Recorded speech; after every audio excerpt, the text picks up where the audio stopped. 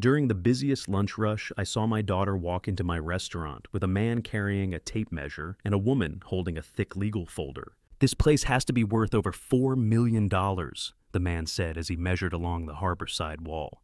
My daughter smiled. "We'll need his signature before the end of the month." I froze behind the kitchen window. I had never listed the restaurant for sale. I had never met either of them. Yet they were discussing the transfer date as if I had been dead for years. This story starts quietly, but it won't leave you unchanged. Before we continue, drop a quick comment for me. Have you ever had to choose between loyalty and doing what's right? Your perspective might be exactly what someone else needs. Some details have been adjusted for storytelling and reflection. What matters most is the message it carries. My daughter walked through my restaurant with two strangers holding a tape measure and a legal folder discussing my property as if I were already dead. I was 68 years old, a widowed former Navy Chief Petty Officer who had spent 20 years at sea before building this Charleston waterfront restaurant with my wife Elena 22 years ago. I knew what an ambush looked like.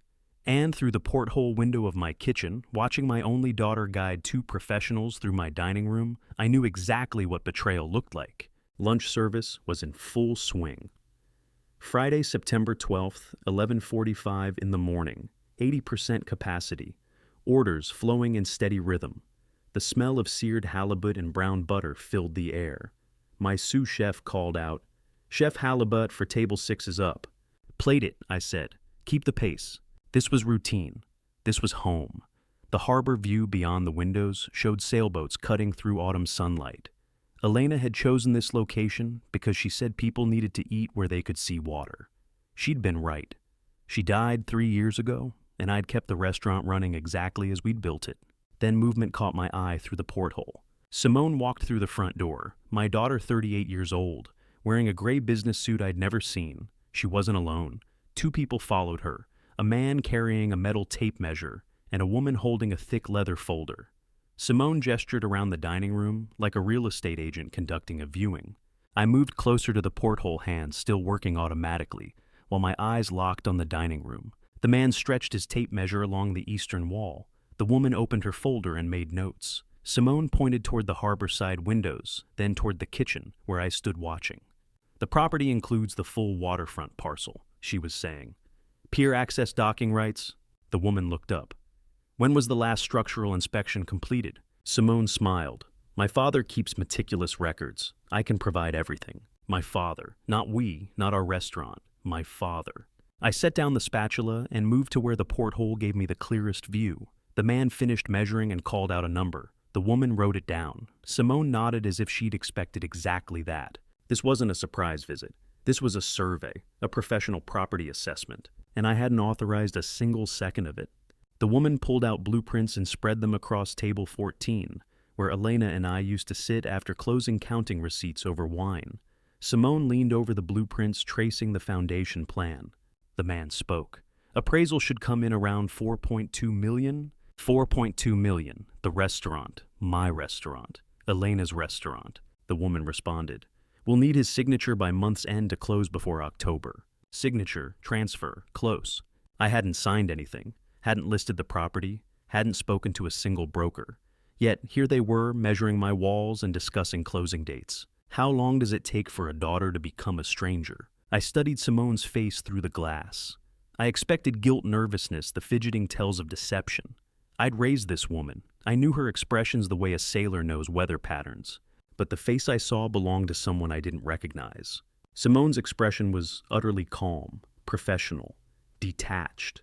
She met the surveyor's questions with confident answers, gestured toward the kitchen, where I stood invisible behind steel, and smiled. Not the nervous smile of someone sneaking around, the practiced smile of someone closing a business deal. The woman asked, "Should we meet with him now?" Simone glanced toward the kitchen. Her gaze passed through the porthole without stopping, as if I were a piece of equipment. "He's in the kitchen," Simone said. "Shall I introduce you now?" The man shook his head. "Let us finish measurements first. Then we'll need his acknowledgement. Acknowledgement, not permission, not approval." I untied my apron with deliberate slowness. My hands trembled not from fear, but from rage I couldn't afford to show. 20 years in the Navy had taught me one thing: never reveal your position until you've locked the target. I let the trembling stay. let my shoulders slump slightly. Let my face arrange itself into the expression of a confused old man who'd spent too many years over a hot stove. Then I stepped through the kitchen doors, wearing my warmest, most bewildered smile. "Sweetheart," I said, my voice pitched too loud, too uncertain. "I didn't know you were bringing guests." Simone turned. For a fraction of a second, something flickered across her face. Surprise, maybe, or calculation. Then the professional smile returned. "Dad," she said, stepping forward to kiss my cheek, "these gentlemen are just looking around. Nothing to worry about." The kitchen heat pressed against my back. My daughter's smile pressed against my heart. "Oh," I said, blinking like a man trying to remember something just out of reach. "Looking for what, honey? Did I forget something again?" The woman with the folder glanced at Simone. The man with the tape measure shifted his weight. Simone's hand touched my shoulder, gentle, patronizing. "No, Dad. We'll talk later. You should get back to your lunch service." I nodded, let confusion cloud my eyes, patted her hand the way a grateful old man might. "All right, sweetheart. You know best." I turned back toward the kitchen, moving with just enough hesitation to sell the performance. But as I reached for the door, I caught my daughter's reflection in the harborside window glass. She was watching me walk away. Her face had shifted no more professional smile, no more daughterly warmth, just cold calculation sharp as a navigation blade. She didn't look like someone caught in a scheme. She looked like someone running one. That reflection in the window wasn't my first warning. 3 months ago, I'd caught her doing something far worse. What do you do when you catch your only daughter stealing the keys to everything you've built? June 14th, 11:30 at night. I'd closed the restaurant at 10, sent the staff home, locked up, and driven halfway to my house before realizing I'd left my truck keys on the office desk. I turned around. The office light was on when I pulled into the parking lot. I'd switched it off myself an hour earlier. I was certain. I approached through the kitchen entrance quieter habit from 2 decades of Navy discipline. The office door stood ajar, light spilling into the hallway. Through the gap, I could see my desk. And Simone. She stood with her back to the door phone in hand, photographing my tax returns. Not frantically, not nervously, methodically. She'd spread the 2022 returns across my desk, held her phone directly overhead. For a clean shot, captured the image, then set those pages aside and reached for the 2023 folder. The phone's camera made a soft click with each shot. Muted, barely audible, but in the silent restaurant it sounded like a hammer on glass. I watched through the gap for 3 minutes. She photographed every page of my 2022 and 2023 tax returns, Schedule C profit and loss statements, depreciation schedules, the property deed copy I kept in the fireproof safe she'd somehow opened. She worked with the efficiency of someone who'd done this before, or practiced it. She didn't look guilty. She looked focused. My hand reached for the door handle, my mouth open to say her name. Then I stopped. At sea, you don't fire until the target is locked. You observe. You wait. You make absolutely sure. 20 years in the Navy had drilled that into my bones deeper than any fatherly instinct. I pulled my hand back, closed my mouth, stepped away from the door, and walked back through the kitchen out to my truck. Sat in the driver's seat in the dark parking lot and watched the office window. 10 minutes later, the light went off. Simone emerged through the front entrance, locked the door with the key I'd given her years ago, and drove away in her silver Lexus. I waited another 5 minutes. Then I went back inside. The office looked exactly as I'd left it. Tax files returned to their folders, safe closed, and locked desk surface clean. If I hadn't seen her, I'd never have known she'd been there. But I had seen her. I sat at the desk and opened the bottom drawer where I kept my old Navy logbook. Navy blue, leather yellowed edges, Ramsey V, stamped on the cover in faded gold. I hadn't opened it in 12 years. The last entry was from my final deployment, May 2013. Mission complete. Heading home to Elena. I turned to a blank page and wrote in block capitals June 14th, 2025. Begin observation. Below that, in smaller script, subject photographed 2022 to 2024 tax returns. Schedule C profit/loss property deed copy. Duration approximately 15 minutes. Subject unaware of surveillance. No confrontation. Continuing observation protocol. The Navy taught me to see the ocean in grids. Now I saw my daughter the same way. I pulled up Amazon on my computer and searched for hidden cameras. Found a 2-pack of button-sized devices, motion-activated 90-day battery life records to micro SD card. I ordered them with overnight shipping. In my logbook, I wrote 2 camera coverage planned. Office door angle, desk surface angle. Installation target June 16th. I looked at Elena's photograph on the corner of my desk. 20 years married before cancer took her. She'd have told me to talk to Simone, to trust my daughter, to believe there was an explanation. But Elena wasn't here. I was. I won't lose this place to a lie, I said to the empty office. You trusted me to protect it. The cameras arrived Saturday morning. I installed them Sunday before dawn, hidden in the smoke detector mount, and behind a picture frame. Tested the angles. Perfect coverage. For 3 months I watched, documented, built an invisible fortress of evidence. Simone came back to the office 11 more times, sometimes with her husband Lamar, sometimes alone, always photographing, always methodical. The cameras caught everything, and she never once looked up at the smoke detector. September 12th, 2:30 in the afternoon. The surveyors were gone. Simone was gone. I sat at the same desk where I'd discovered her betrayal 3 months earlier. Cold coffee sat in the mug Elena had given me for our 15th anniversary. The logbook lay open to today's date. I'd already written the entry, September 12th. They came. Property surveyors, legal consultant. Appraisal discussion, $4.2 million. Closing target October, exactly as predicted.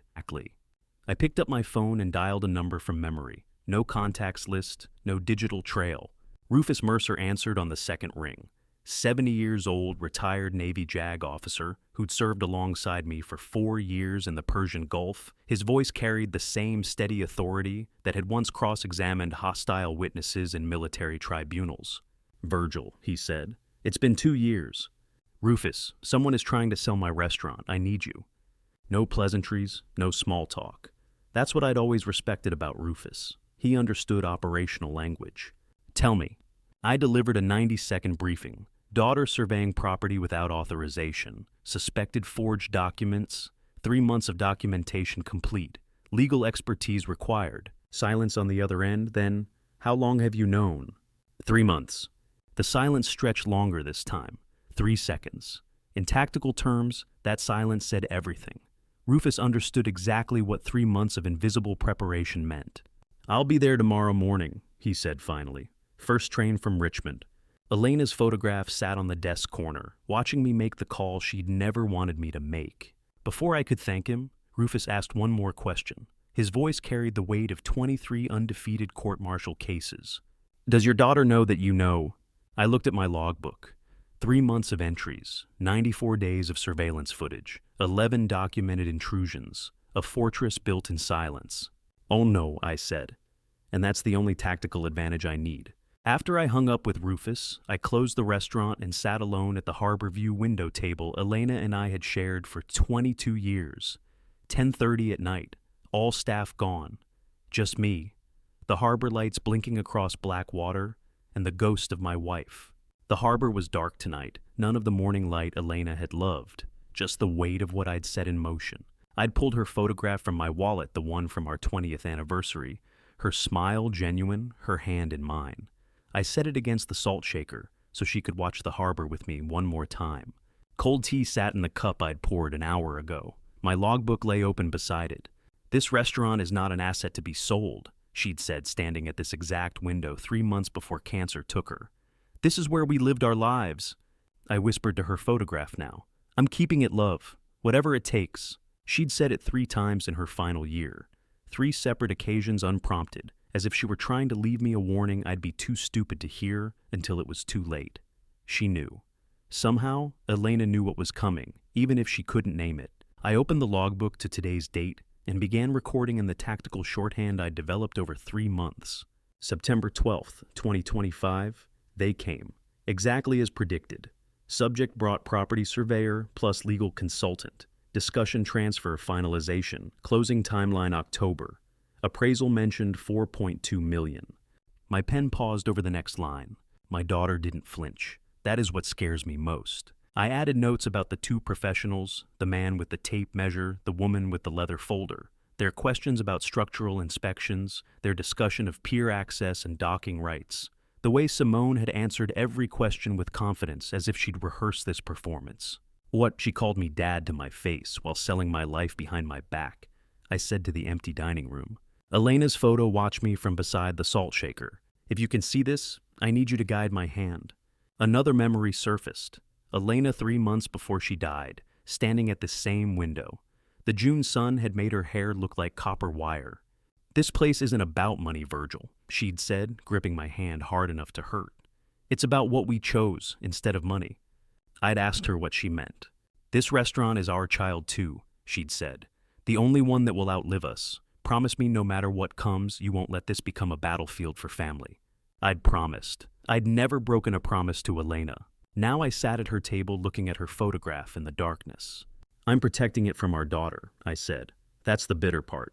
2 years gone, and Elena still sat across from me in the darkness, her silence louder than any warning. Saturday and Sunday passed in careful routine. I maintained normal operations, opened at 11, served lunch and dinner, sent staff home at closing. I watched Simone's social media. No posts about property, no hints of business dealings. I reviewed the hidden camera footage. 47 hours accumulated now. No new intrusions. No contact from my daughter. No follow-up from the surveyors. The silence was tactical. They were preparing paperwork. In my logbook, I wrote September 13th to 14th radio silence. Enemy regrouping. They think I'm the confused old man shuffling back to his kitchen. I said to the empty office Sunday night. Let them think it. Every hour of their confidence is another hour of my preparation. Rufus would arrive Monday on the first train from Richmond. I'd have the evidence organized by then, camera footage, logbook, entries, dates, and times of every intrusion. I went to bed Sunday night with the tactical calm of a man who'd spent 20 years on night watch. Sleep when you can. War comes whether you're rested or not. The phone shattered the Monday morning silence. 8:45. I was in my office reviewing weekend receipts when my cell rang. Wayne Cruz. I hadn't heard from him in 2 weeks. Wayne Cruz, 61 years old, had managed the restaurant's books for 18 years before retiring 6 months ago. He'd called with the careful alarm of a man who'd just spotted fraud in familiar handwriting. Virgil, he said. No greeting, no small talk. We have a problem. I set down my pen. Tell me. $18,500 withdrawn from the operational account 3 weeks ago. Real estate broker fee. Authorization signature required. I knew what was coming. Still my chest tightened. I've seen your signature thousands of times, Wayne said. This isn't yours. Which account we's? The one Simone was granted access to 4 months ago. The withdrawal happened August 22nd. 4 months ago? May.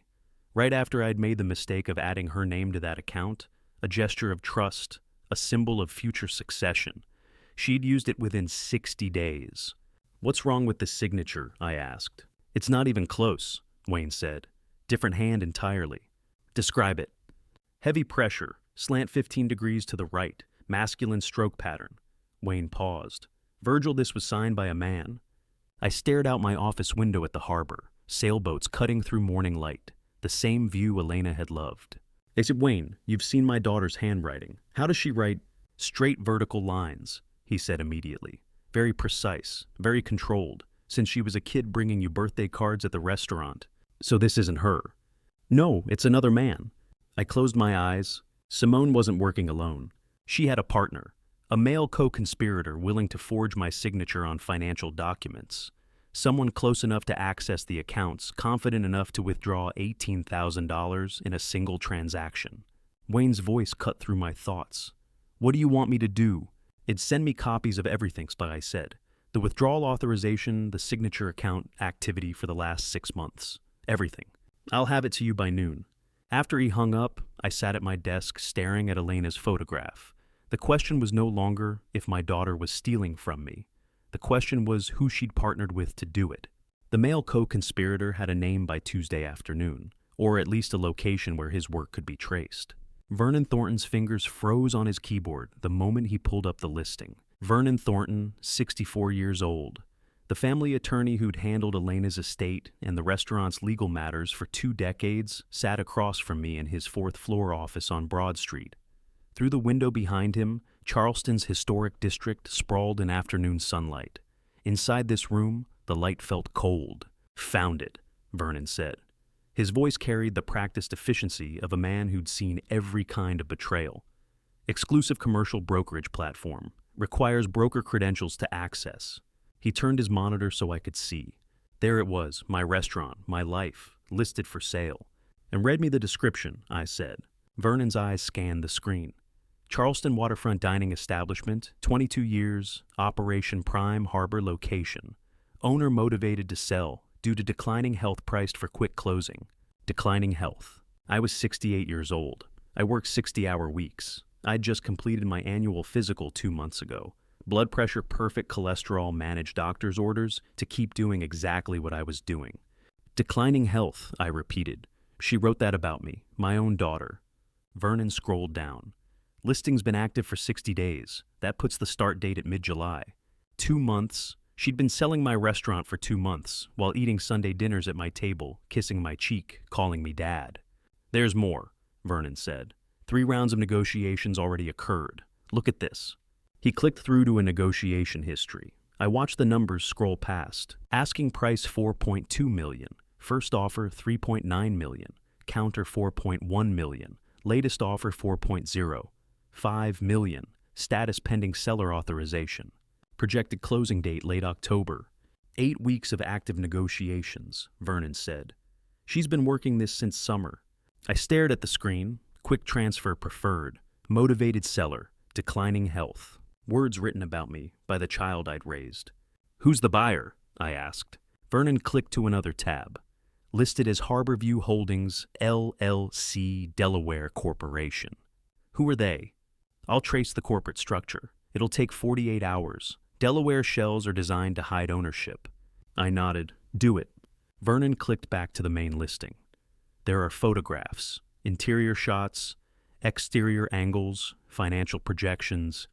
He stopped. His cursor hovered over the listing's cover photo. What I asked, he enlarged the image. Interior shot of the restaurant. Dining room captured in late afternoon light harbor, visible through the windows. Professional quality, well composed. But I recognized the angle immediately. That photo, I said. Vernon, look at the angle. He studied it. What am I seeing? It was taken from inside my office, from my desk chair. The camera faced outward through my office door toward the dining room. Vernon's expression hardened. You're certain? I've sat in that chair for 22 years. I know that exact view. She was sitting in your chair, Vernon said quietly. In your office. She copied my keys, I said. She's been inside my private space, planning this. Simone had sat in that chair like she owned it already, as if the woman who last sat there had never existed. I left Vernon's office at 3:15, drove back to the restaurant in controlled silence, maintained service through Tuesday dinner and Wednesday lunch. No contact from Simone. No calls, no texts, no visits. I watched, waited, documented every hour of her absence in my logbook. Wednesday, after closing 10:15 at night, I was in the kitchen doing final counts when Noel Blanchard approached. Noel Blanchard. 52 years old, a 19-year veteran of the kitchen who'd stood at my side through countless services, walked toward me with unusual hesitation. He carried something in his weathered hands, a small USB drive. Chef, he said, I need to show you something. I didn't know what to do. I set down my clipboard. What is it? I started noticing things in August, Noel said. Conversations, late-night phone calls when Simone thought everyone had left. I didn't want to believe what I was hearing, so He held up the USB drive. I kept a record. You recorded her. I wasn't trying to spy. I was working late prep, and she'd be in the office with the door open talking loud enough that I couldn't help but hear. After the 3rd time, I started keeping my phone on record in my apron pocket, just in case. Just to prove I wasn't imagining things. He handed me the drive. 7 files, Noel said. 3 weeks in August. I'm sorry, Chef. I should have told you sooner. I took the USB drive. You did the right thing. Go home, Noel. I'll handle this. After he left, I went to my office and inserted the drive into my computer. 7 audio files, dated August 7th through August 26th. I opened file number 4, clearest recording, 3 minutes 20 seconds. Simone's voice filled my office speakers. Don't worry about him. He trusts me. Pause. Someone responding male voice, too muffled to identify. Then Simone again. He has always trusted me. That's his ultimate weakness. My daughter's voice came through the computer speakers like a bullet through glass. I clicked pause, sat in silence for 5 full minutes. Then I opened file number 7. Quieter this time, almost contemplative. Background noise suggested late evening dishes being washed in the distant kitchen. Simone's voice, "Once this is over, I'll never have to step foot in here again." The recording ended. I clicked stop. The silence filled my office like water filling a sinking ship. Did here mean the restaurant? Or her father's life? I had 48 hours until Rufus arrived from Richmond. 7 audio files that would rewrite everything I thought I knew about my child, and a daughter who'd weaponized my love like a blade pressed against my throat. I listened to all 7 audio files twice through that night alone in my office. By dawn Thursday, I knew the answer to my question. When she said here, she meant both, the restaurant and me. Simone wanted to walk away from everything we'd built together, including her father. Rufus Mercer walked through my restaurant door at 0700 hours Thursday morning, carrying nothing but a leather briefcase and 23 years of undefeated court-martial cases. Rufus stepped off the overnight train from Richmond with the same steady gait he'd maintained on rolling decks in the Persian Gulf. His silver hair was military short, his eyes already scanning for tactical positions. He'd made the 5:30 train just like he'd promised. 24 hours after my call, we met in the corner booth overlooking the harbor. 2 old sailors, 2 mugs of black coffee, no cream, no sugar, same as aboard ship. He shook my hand like a man who'd held watch with me through storms. "You look like hell, Chief," he said. "I've had better weeks." "How bad is it?" "My daughter is trying to steal my ship." Rufus set down his briefcase and pulled out a yellow legal pad. "Then we sink hers first." I delivered the full situation in crisp military format. June 14th discovery. 3-month observation protocol. Hidden camera installation. Forged signatures on financial documents. $18,500 unauthorized withdrawal. Secret commercial listing, active for 60 days. 7 audio recordings of conspiracy discussions. Male co-conspirator identity unknown. No emotion, pure tactical data. Rufus listened without interrupting, the same way he'd listened to 23 court-martial prosecutions, before dismantling them one by one. When I finished, he looked up from his notes. "An evidence chain is solid," he said. "What's your objective?" "Stop the transfer, expose the conspiracy, protect the restaurant." "And your daughter?" I looked out at the harbor, morning light on black water. "The law decides that." Rufus nodded once. "Good. Emotion complicates prosecution." He slid a handwritten note across the table, 6 investigation points in precise block letters. Point 1. Who is the actual buyer? "Delaware corporations are shells," Rufus explained. "Harborview Holdings LLC is a front. I need 48 hours to trace the corporate structure through the layers. Follow the money to the ultimate beneficiary." "What are you looking for?" "Who benefits? Who profits? Who planned this?" He tapped the note. "You've been playing defense, documenting, watching, recording. That's good, but defense doesn't win wars. Now, we build the offense." "You've seen worse paper trails than this and walked away clean," I said. "Are you certain you want to see this through?" Rufus met my eyes. "She sat in your chair, in Elena's office." "Yes, I'm certain." We'd held watch together in the Persian Gulf. Now he was holding watch over my life, falling apart on land. Friday afternoon, late light through Vernon's office windows overlooking Broad Street. Vernon Thornton had estate files spread across his desk, documents I'd signed 2 years ago, without reading carefully, drowning in grief after Elena's funeral. Elena's will, the trust structure. Vernon's face was grave. "I need to talk to you about Elena's will," he said. "There's a clause she added that I never discussed with you." I sat down. "What kind of clause?" "An irrevocable trust. The restaurant can't be transferred without your original signature plus notarized verification from this specific firm within a 48-hour window. Any deviation triggers automatic rejection." I stared at him. "When did she add this?" 6 months before she died," Vernon said. "She came alone, wouldn't tell me why, just said, 'I need to ensure he's protected after I'm gone.' 6 months before cancer took her. Elena had been too weak to stand at the stove, but strong enough to walk into Vernon's office and build legal fortifications around the life we'd created together. "Let me understand this," I said. "Any transfer attempt without this trust protocol triggers automatic rejection." Vernon finished.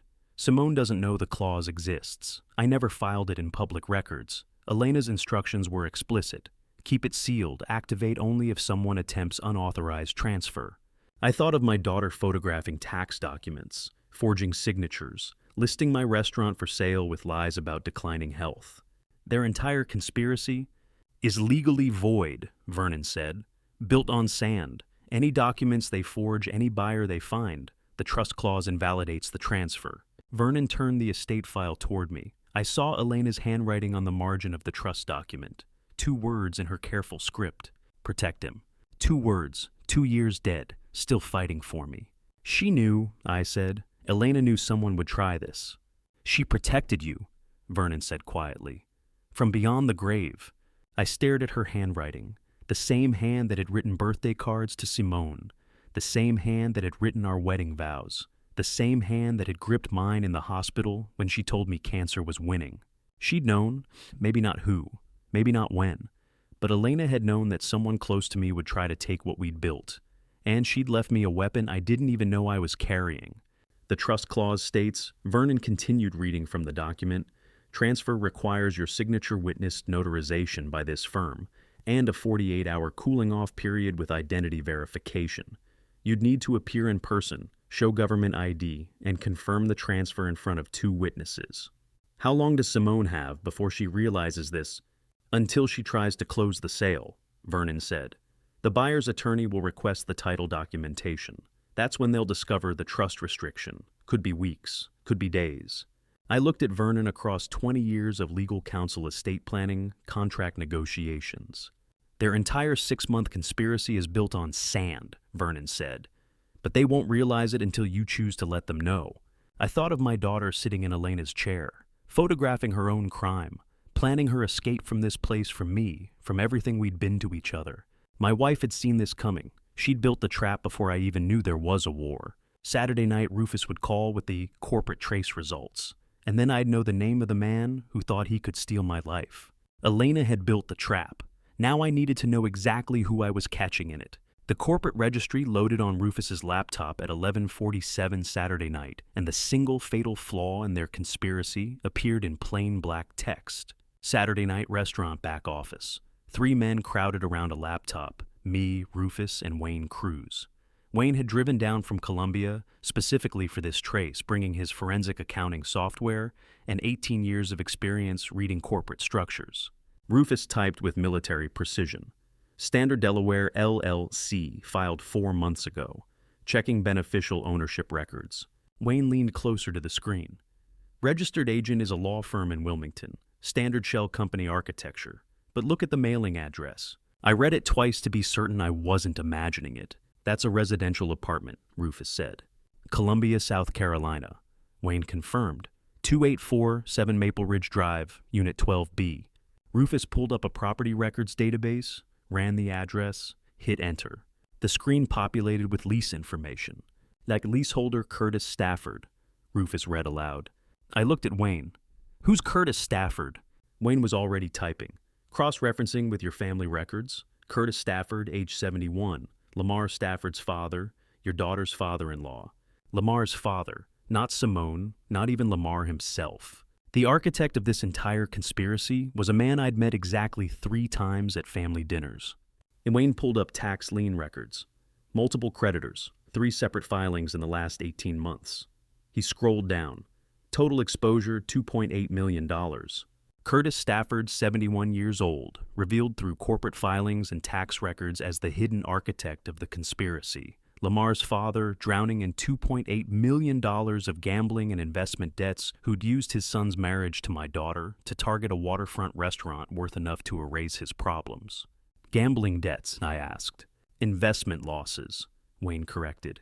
Bad commercial real estate deals mostly. But also, yes, there's a casino settlement here, Atlantic City. $400,000. Rufus sat back. The puppet master. He needed money. Saw an opportunity through his son's marriage. Recruited Lamar and Simone into the scheme. They used a residential address for a multi-million-dollar corporate acquisition, I said. That's the fatal mistake. Amateur hour, Wayne agreed. Professional criminals use commercial registered agent services. They used Curtis's apartment because they thought nobody would check. Rufus closed the laptop screen halfway, looked at me with the same expression he'd worn 23 years ago before cross-examining a decorated officer who'd embezzled pension funds. Delaware Corporation, South Carolina, address Charleston property, he said. That's interstate commerce. Every email, every electronic contract negotiation, every wire transfer is a separate federal wire fraud count. 18 U.S. C Section 1343. You're talking about the FBI, I said. I'm talking about putting them in federal prison. Wire fraud carries 20 years maximum per count. You're looking at dozens of counts. Decades of federal prosecution sat across from me in that office. Make the call, Rufus said. I was sending my daughter to federal prison. I stared at the closed laptop. Curtis Stafford's apartment address. $2.8 million in debts. A desperate old man who turned my daughter into a criminal. Before I make that call, Rufus said quietly, you need to understand once the feds step in, there's no turning back. Not for Curtis, not for Lamar, not even for your daughter. Federal prosecution doesn't negotiate on wire fraud when the evidence is this clean. The office was silent except for the hum of the laptop's cooling fan. Make the call, I said. Sunday passed in tactical preparation. Rufus spent 8 hours on the phone with a former colleague at the FBI's Charleston field office. Wayne compiled financial evidence into a prosecution-ready package. I maintained normal restaurant operations and tried not to think about what I'd just set in motion. Monday morning, I texted Simone. Late lunch, just you and me. We need to talk. She replied immediately, corner booth, 2 p.m. No hesitation, no questions, no fear. She thought this was the moment I capitulated, the moment her confused old father finally surrendered. Let her think it, I said to the empty office. Monday, 2 o'clock, lunch service winding down, just a few tables left. Simone walked through the front door, wearing a gray suit and carrying the same leather folder I'd seen 2 weeks ago with the surveyors. She slid into the corner booth across from me, smiled. Thanks for reaching out, Dad. I was hoping we could talk about this like adults. I laid out the documents one by one across the table between us. Harborview Holdings, LLC Incorporation papers. Curtis Stafford's name, highlighted. The residential apartment address. Tax lay-in records showing $2.8 million in debts. Federal wire fraud statutes printed from the U.S. Code.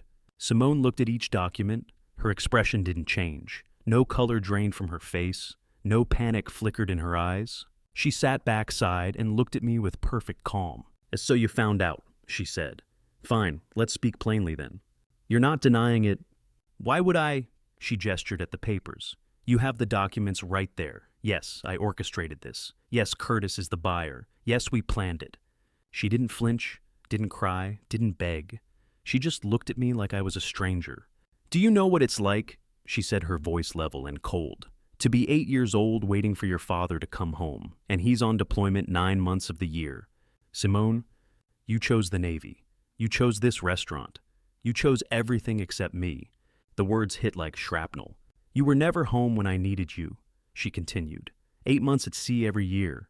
You missed my 7th birthday, your ship missed port, missed my graduation kitchen emergency. After Mom died, you buried yourself in these walls instead of helping me grieve. She leaned forward.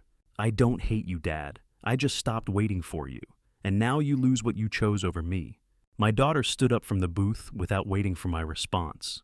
She smoothed her jacket, picked up her purse, and looked down at me with Elena's eyes in a stranger's face. We both know exactly where we stand now. She walked toward the door, without looking back, exactly the way I'd walked away from her 1,000 times when she was a child. She stopped 3 steps from the door, her back still to me, and I heard her take a breath that sounded like 38 years of held silence finally breaking. 5 seconds of stillness. Then she turned around. She walked back to the booth, not to reconcile, not to apologize, but to make absolutely certain I understood exactly why she was destroying me. She sat down with clinical composure, hands folded on the table. No, she said, you need to hear this. You need to understand why. Simone, sit down and listen. For once in my life, you're going to actually listen. I sat. She looked at me the way a prosecutor looks at a defendant before delivering closing arguments. Do you remember how many times I asked when you'd be home? She said. Every single deployment. Mom would say 4 more months, sweetheart. I learned to stop asking. I said nothing. There was nothing to say. 8 months gone, every year, for 8 years, age 6 through 14. My entire childhood, you were a photograph on the mantle and a voice on the phone twice a month when satellite coverage was good. She wasn't yelling. Her voice was steady, controlled, surgical. I had a father I saw 4 months a year if the Navy didn't change your orders, which they did, twice. The Navy was how I provided. I know, she cut me off. Mom explained. Duty, service, honor. I learned all the words. But I was 8 years old watching my friends' fathers coach their soccer games, while mine was somewhere in the Persian Gulf on a ship I couldn't even picture. I thought of those deployments, the endless ocean, the watch rotations, the letters I'd written to her that probably sounded like lies from a stranger. April 12th, 1994, Simone said. I wore the pink princess dress Mom bought. The cake had 7 candles. You never came. My 7th birthday. The engine failure that delayed our port call by 3 days. Engine trouble. She continued reading my face. You said that later. You called from the ship when you finally made port. You were heartbroken, you said. But I was 7, Dad. All I knew was you chose your ship over my birthday. I didn't choose. You did, every time. The Navy came first. Then after you retired, this place came first. She gestured around the empty restaurant. My college graduation, she said. 2009. You promised. You swore you'd be there. I remembered. The head chef quitting 2 days before peak season. The kitchen crisis that would have cost us $50,000 in lost revenue if I'd left. 2 days before, your head chef quit, Simone said. Peak season, kitchen crisis. You couldn't leave the restaurant. I sent Mom. Mom made excuses for you my entire life. Simone's voice cracked for the first time. I walked across that stage looking for you in the crowd. You weren't there. The restaurant was more important. Again. How many times can a father choose duty over love before his child stops believing in either? When Mom died, Simone continued steadier. I thought maybe we'd finally connect 2 years ago. I came here every week trying to help you grieve. I remembered. She'd offered to handle paperwork, to manage vendor contracts, to sit with me in the office. I'd sent her away every time. You worked 14-hour days, she said. Slept in the office, avoided going home because it reminded you of her. I understood that, but you also avoided me. She leaned forward. You turned this restaurant into her memorial and locked yourself inside it. Where did that leave me? Still on the outside, still waiting, still invisible. The afternoon light through the harbor windows made her face look exactly like Elena's had looked when we'd argued about my hours, my absences, my inability to put family before work. I spent my entire childhood competing with your duty, Simone said. My entire adult life competing with this building, and I lost. Every single time. I sat there listening to every word. I didn't interrupt, didn't defend, didn't make excuses, because every word she said was true. When she finally stopped, the silence felt like a tomb. I hear you, I said quietly. I understand. Every word is true. She blinked. She'd expected a fight. I failed you as a father, I continued. I chose duty then this restaurant over being present in your life. The Navy, the deployments, the missed birthdays, the graduation I promised I'd attend. You're right about all of it. I can't undo any of that. I looked at my hands on the table, the same hands that had worked ship controls in the Gulf, the same hands that had built this restaurant with Elena, the same hands that had waved goodbye to a 7-year-old girl in a princess dress too many times. I had spent 38 years teaching my daughter that she wasn't enough. Now she was proving I wasn't either. But my failures don't justify what you're doing, I said. Stealing from me doesn't heal what I took from you. Federal wire fraud doesn't balance the scales for a missed birthday or a broken promise. Simone stood up. We both know where we stand now, she said. You'll do what you have to do, so will I. She walked to the door. This time, she didn't stop. She pushed through into afternoon sunlight, and I saw it the way her shoulders held the confident stride, the slight tilt of her head when she was certain of her path. Elena, my daughter walked exactly like her mother, the same graceful certainty, the same unstoppable purpose, the same way of carrying herself when she'd made a decision and wouldn't be moved from it. I'd watched Elena walk away from arguments just like that. Except Elena had always come back. Now that silhouette, the woman I'd loved more than my own life, preserved perfectly in the child I'd failed, was walking away from me forever. The door closed. I sat alone in the corner booth, where Elena and I had planned our future, where we'd counted receipts and dreamed about the life we were building. She'd been right about everything except one thing: I had loved them both. I'd just never learned how to show it until it was too late. I spent Monday night staring at Elena's photograph on my desk, watching the silhouette of our daughter disappear over and over in my mind. Tuesday morning, Vernon Thornton's voice on the phone carried the kind of urgency that meant my daughter had made her next move. My assistant flagged something, Vernon said without preamble. 2 psychiatrists contacted about cognitive evaluations. Your name, last week. I set down my coffee. Cognitive evaluation for what? Adult guardianship. If she can have you declared mentally incompetent, she gains legal control of your assets, including override authority on the trust clause. Plan B. If the property sale failed, she'd strip my capacity to fight. Which psychiatrists? I asked. First was Dr. Helena Voss, geriatric specialist. She refused outright no clinical grounds for evaluation without patient consent and preliminary assessment. Second is Dr. Marcus Oakes, neuropsychology. He's reviewing Simone's request.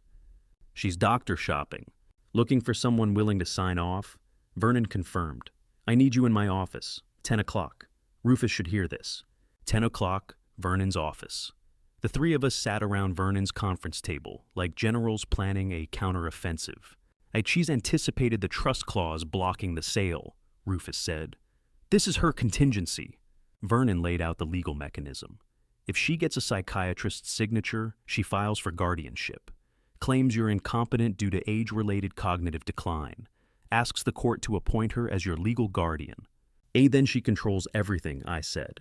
The restaurant, my finances, my medical decisions. And she can override the trust clause as your legal guardian.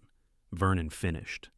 Elena's protection becomes void if a court declares you unable to make your own decisions. The room was silent. She planned for every angle, I said finally. Rufus leaned back. She's playing chess while you were playing checkers. No, I said.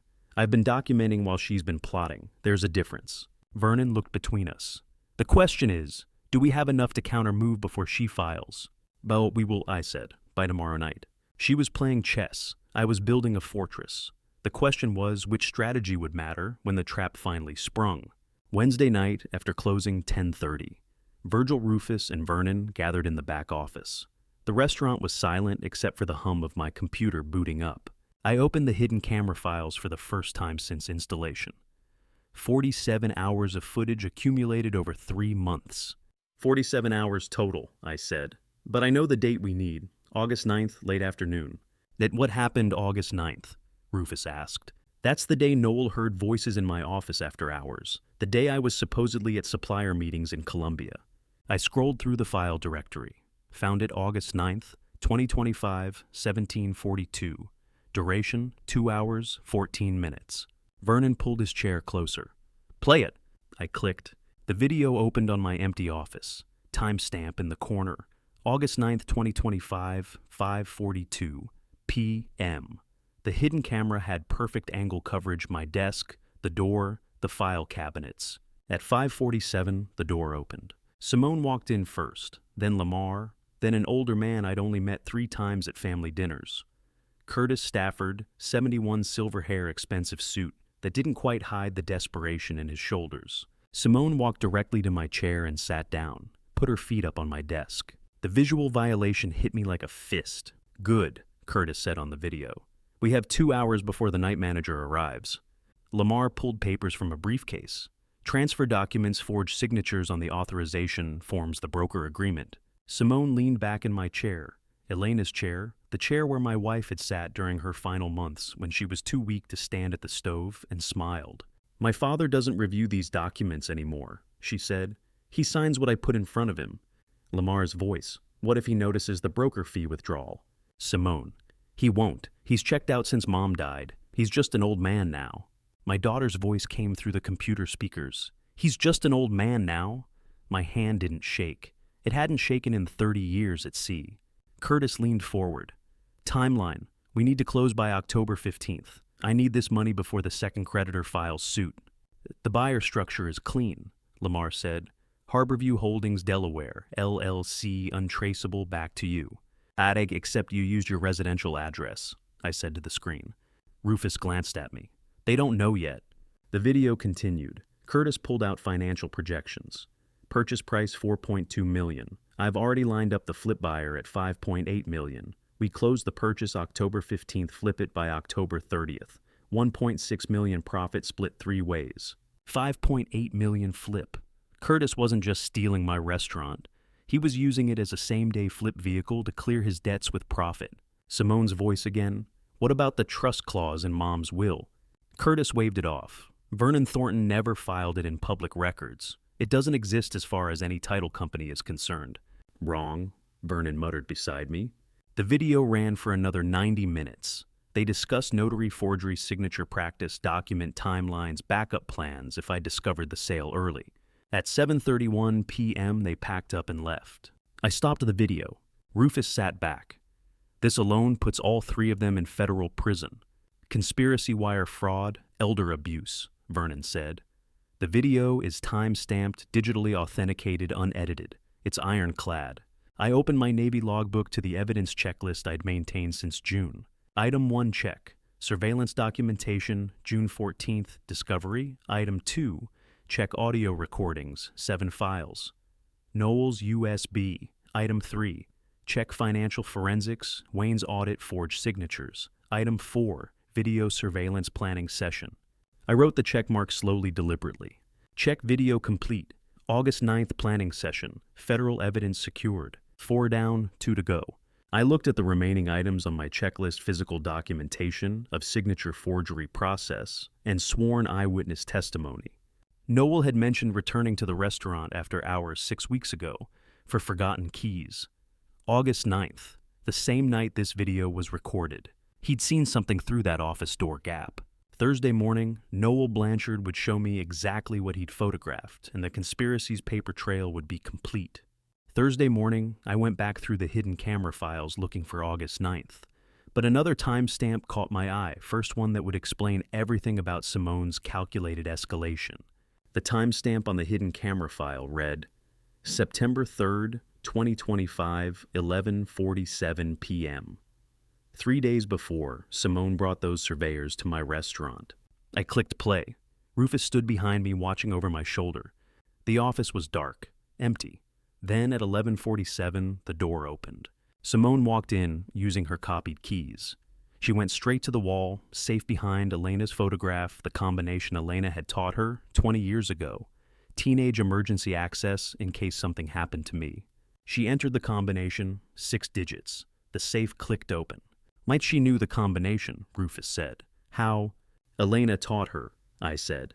20 years ago, emergency access if something happened to me. She's using her mother's trust to rob her father. Simone pulled out documents systematically. Tax returns, property deed, business incorporation papers. Then she found what she was looking for, Elena's will and the estate trust documents.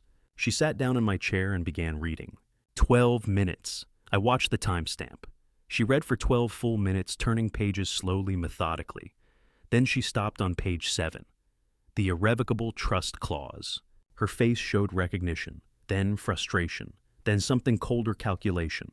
She pulled out her phone and photographed the trust clause. 3 photos from different angles. She's reading the trust clause, I said. Right there, September 3rd. 6 days before she brought surveyors here, Rufus said quietly. She knew the sale was legally impossible. On the video, Simone sat motionless for 10 minutes, staring at the document in her hands. She sat in that office for 10 minutes, reading her mother's protective clause, then called her husband to plot around it. Elena had tried to save me. Simone chose to destroy me anyway. Then she pulled out her phone again, dialed, waited. Lamar, we have a problem. Her voice was crystal clear through the hidden camera's audio. There's a trust clause. No, I'm looking at it right now and Dad's safe. Irrevocable trust notarization, required 48-hour verification window. Pause. Listening. I know it blocks the transfer. That's why we need the guardianship track ready. We're not folding. We pivot. Another pause. The trust clause blocks a normal sale, so we don't do a normal sale. We get psychiatric evaluations, file for guardianship. If I'm his legal guardian, I override the trust. Longer pause. This doesn't stop us, Lamar. It just changes the route. We're not folding. Call Curtis. Tell him Plan B is in motion. She hung up, put the documents back in the safe, locked it, turned off the light, left. The timestamp read 12:04 a.m. September 4th. I stopped the video. She knew, I said, 3 days before bringing those surveyors. She knew the sale couldn't happen legally, and she proceeded anyway. Deliberate criminal intent, Rufus said. Documented on video with audio confirmation. That's federal conspiracy with premeditation. I sat back in my chair, the same chair Simone had sat in while reading her mother's protective legacy and deciding to circumvent it. Thursday afternoon, 3 o'clock. Kitchen prep time. I was at the stainless steel prep table reviewing Friday's supplier orders when Noel Blanchard approached. "Chef," he said, "there's something else? The night I gave you the USB drive, I didn't tell you everything." I set down my clipboard. "What do you mean?" "August 9th, I came back for my keys around 6 p.m. Saw your office light on. You were supposed to be in Columbia at the supplier conference." "I was." "I know. That's why I looked through the door gap. Saw them around your desk, Simone Lamar, the older man I didn't recognize." "Curtis Stafford. I took photos with my phone," Noel continued. 11 photos through the gap. I didn't know what to do with them. Seemed like family business, but now I think you need them." He handed me his phone. 11 photos, time-stamped August 9th, 2025, 6:12 to 6:18 p.m. Shot through the door gap at an angle. Grainy, but clear enough. Photo 1, wide shot of my office. 3 people around my desk. Photo 2, closer angle. Lamar sitting in my chair. Photo 3, Curtis standing beside him, pointing at something. Photo 4, the computer screen. I zoomed in. Document title, signature practice. Below it, 20 rows. Each row showed a different attempt at forging my signature. Side-by-side comparison with my real signature scanned at the top. Margin notes in red, too heavy. Angle wrong, match loop better, pen pressure inconsistent. Photo 5, Curtis pointing at the screen, mouth open clearly giving instructions. Photo 6, Lamar's hand holding a pen practicing the signature on paper. Photo 7, Simone leaning over Lamar's shoulder watching the practice. Photo 8, all 3 of them reviewing documents spread across my desk. Photo 9, Lamar signing something, probably the broker fee authorization. Photo 10, Curtis examining the signature nodding approval. Photo 11, all 3 of them together. Simone in my chair now holding up the signed document. Curtis and Lamar on either side smiling. The holy trinity of betrayal captured in 1920 by 1080 resolution. Photo 4, I said to Noel. The computer screen, that's my signature, 20 practice attempts. Photo 7 shows Curtis pointing at the screen, telling Lamar to adjust the pen pressure, Noel said. Photo 11, I continued zooming in. Simone in my chair reviewing the final version, all 3 of them, forgery in progress documented. Do you need me to testify? Noel asked. Yes, but not yet, soon. I sent all 11 photos to Vernon and Rufus immediately. Then I walked to my office and opened my Navy logbook to the evidence checklist. Item 5, photographic documentation forgery process. I wrote the check mark carefully, precisely. Check photos forged signature practice 11 images August 9th. Complete. 5 down, 1 to go. I read the final unchecked item, sworn federal testimony eyewitness deposition. Noel Blanchard had the photos. Wayne Cruz had the financial forensics. Vernon Thornton had the legal framework. Each one needed to give formal sworn testimony before a federal prosecutor. That step would trigger everything, the arrests, the charges, the point of no return. I closed the logbook. Friday morning, I would learn that the point of no return had already been crossed without me. Friday morning, I learned that while I'd been building my evidence fortress, the FBI had already been building theirs. Rufus's laptop pinged at 0843 Friday morning with the corporate filing that proved Curtis Stafford had never planned to share a single dollar with his own son. Rufus had converted his hotel room into a temporary war room laptop, 3 monitors, printer documents spread across every surface. I stood behind him as he pulled up the Delaware corporate structure. Look at the filing, Rufus said. Harborview Holdings, LLC. Curtis holds all Class A voting, shares 100% control. Your daughter and her husband, Saus. He scrolled down to the ownership table. In zero equity, I said. Operational consultants, Rufus read from the screen. No ownership stake, no profit share. They execute the crime, Curtis takes the money. He used his own son as a disposable tool. Family means nothing to men like Curtis Stafford. Only money does. Rufus clicked to another window.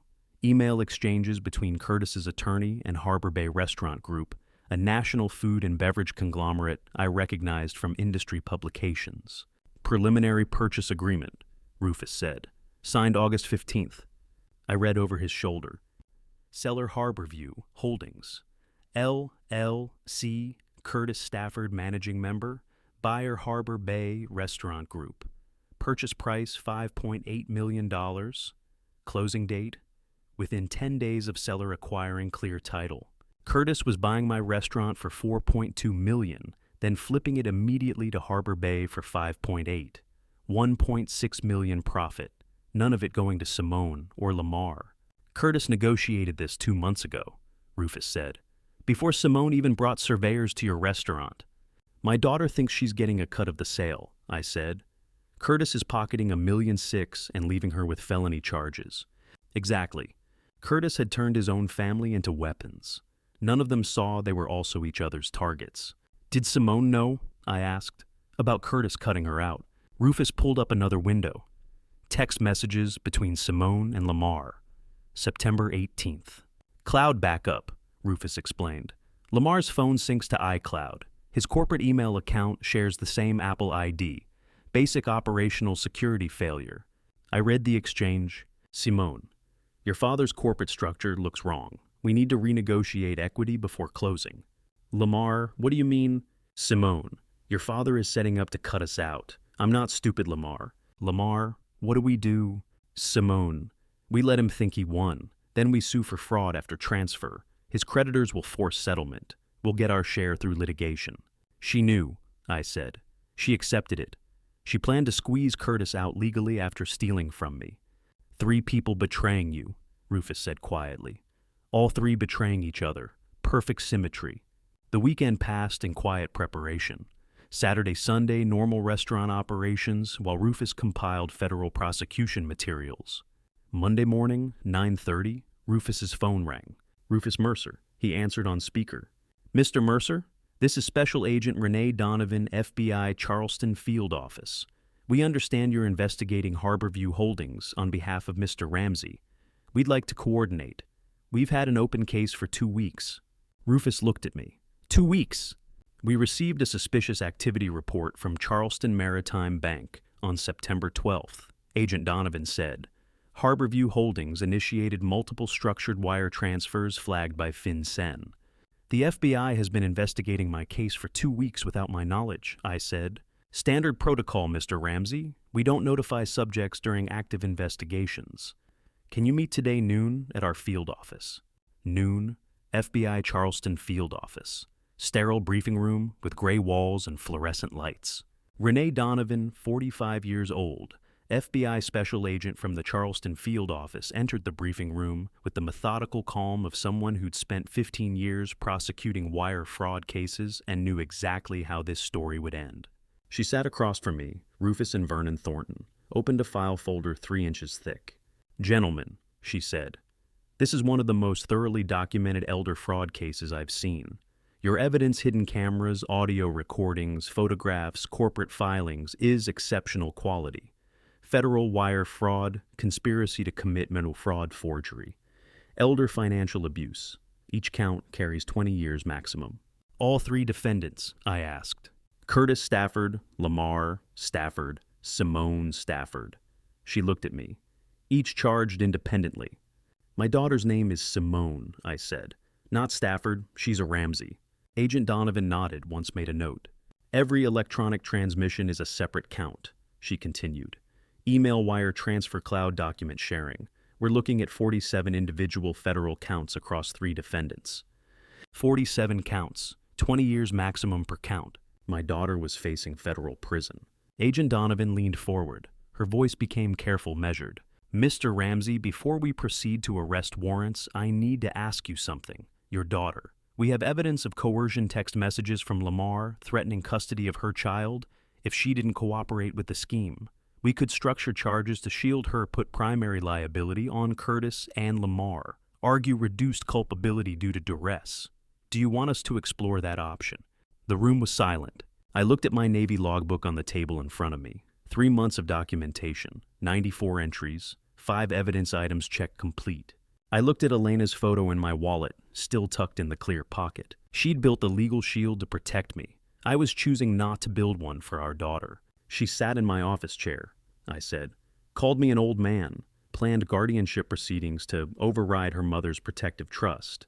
Knew about the trust clause on September 3rd and proceeded anyway. She had choices at every step. Deep breath. Let the law run its course, for all 3 of them. Agent Donovan closed her file folder and looked at me with something that might have been respect, or might have been pity. Once we execute arrest warrants, there's no reversing it, she said. Are you absolutely certain? I thought of my daughter walking away with Elena's silhouette. I thought of her voice calling me an old man. I thought of the restaurant my wife had built, the legacy she'd protected, the trust she'd placed in me to do what was right even when it shattered my heart. I'm certain. That night I would write the final entry in my logbook and close the trap my daughter had spent 6 months walking into.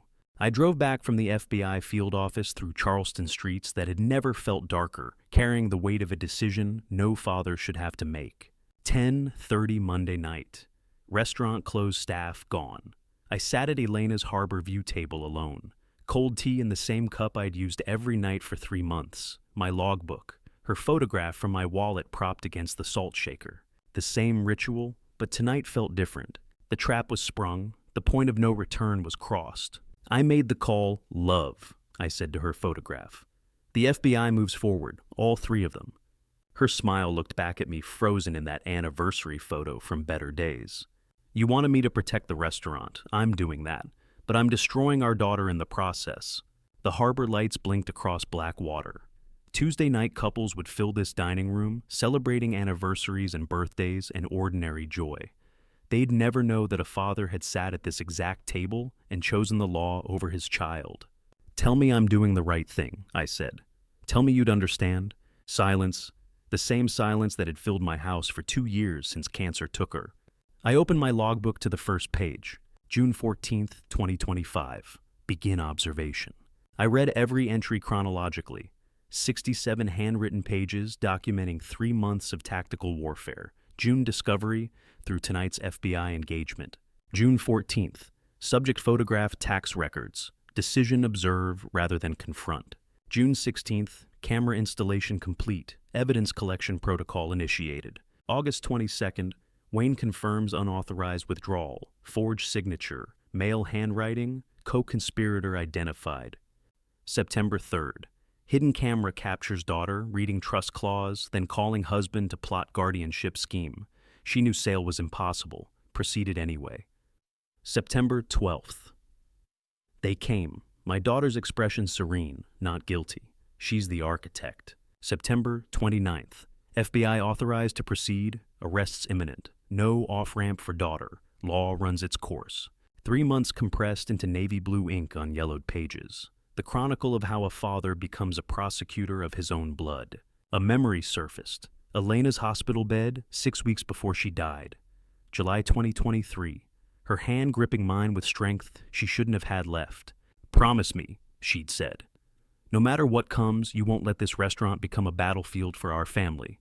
I'd promised. I'd held her hand and sworn it. This place is our 3rd child. She'd continued, her voice weak but certain. The only one that will outlive both of us. Promise me it won't become a battleground.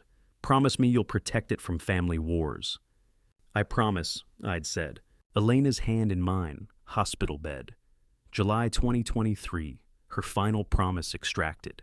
The restaurant won't be a battlefield, I swore. I'm a liar and a keeper of promises both at once. Now sitting at her table, I realized I'd broken that promise.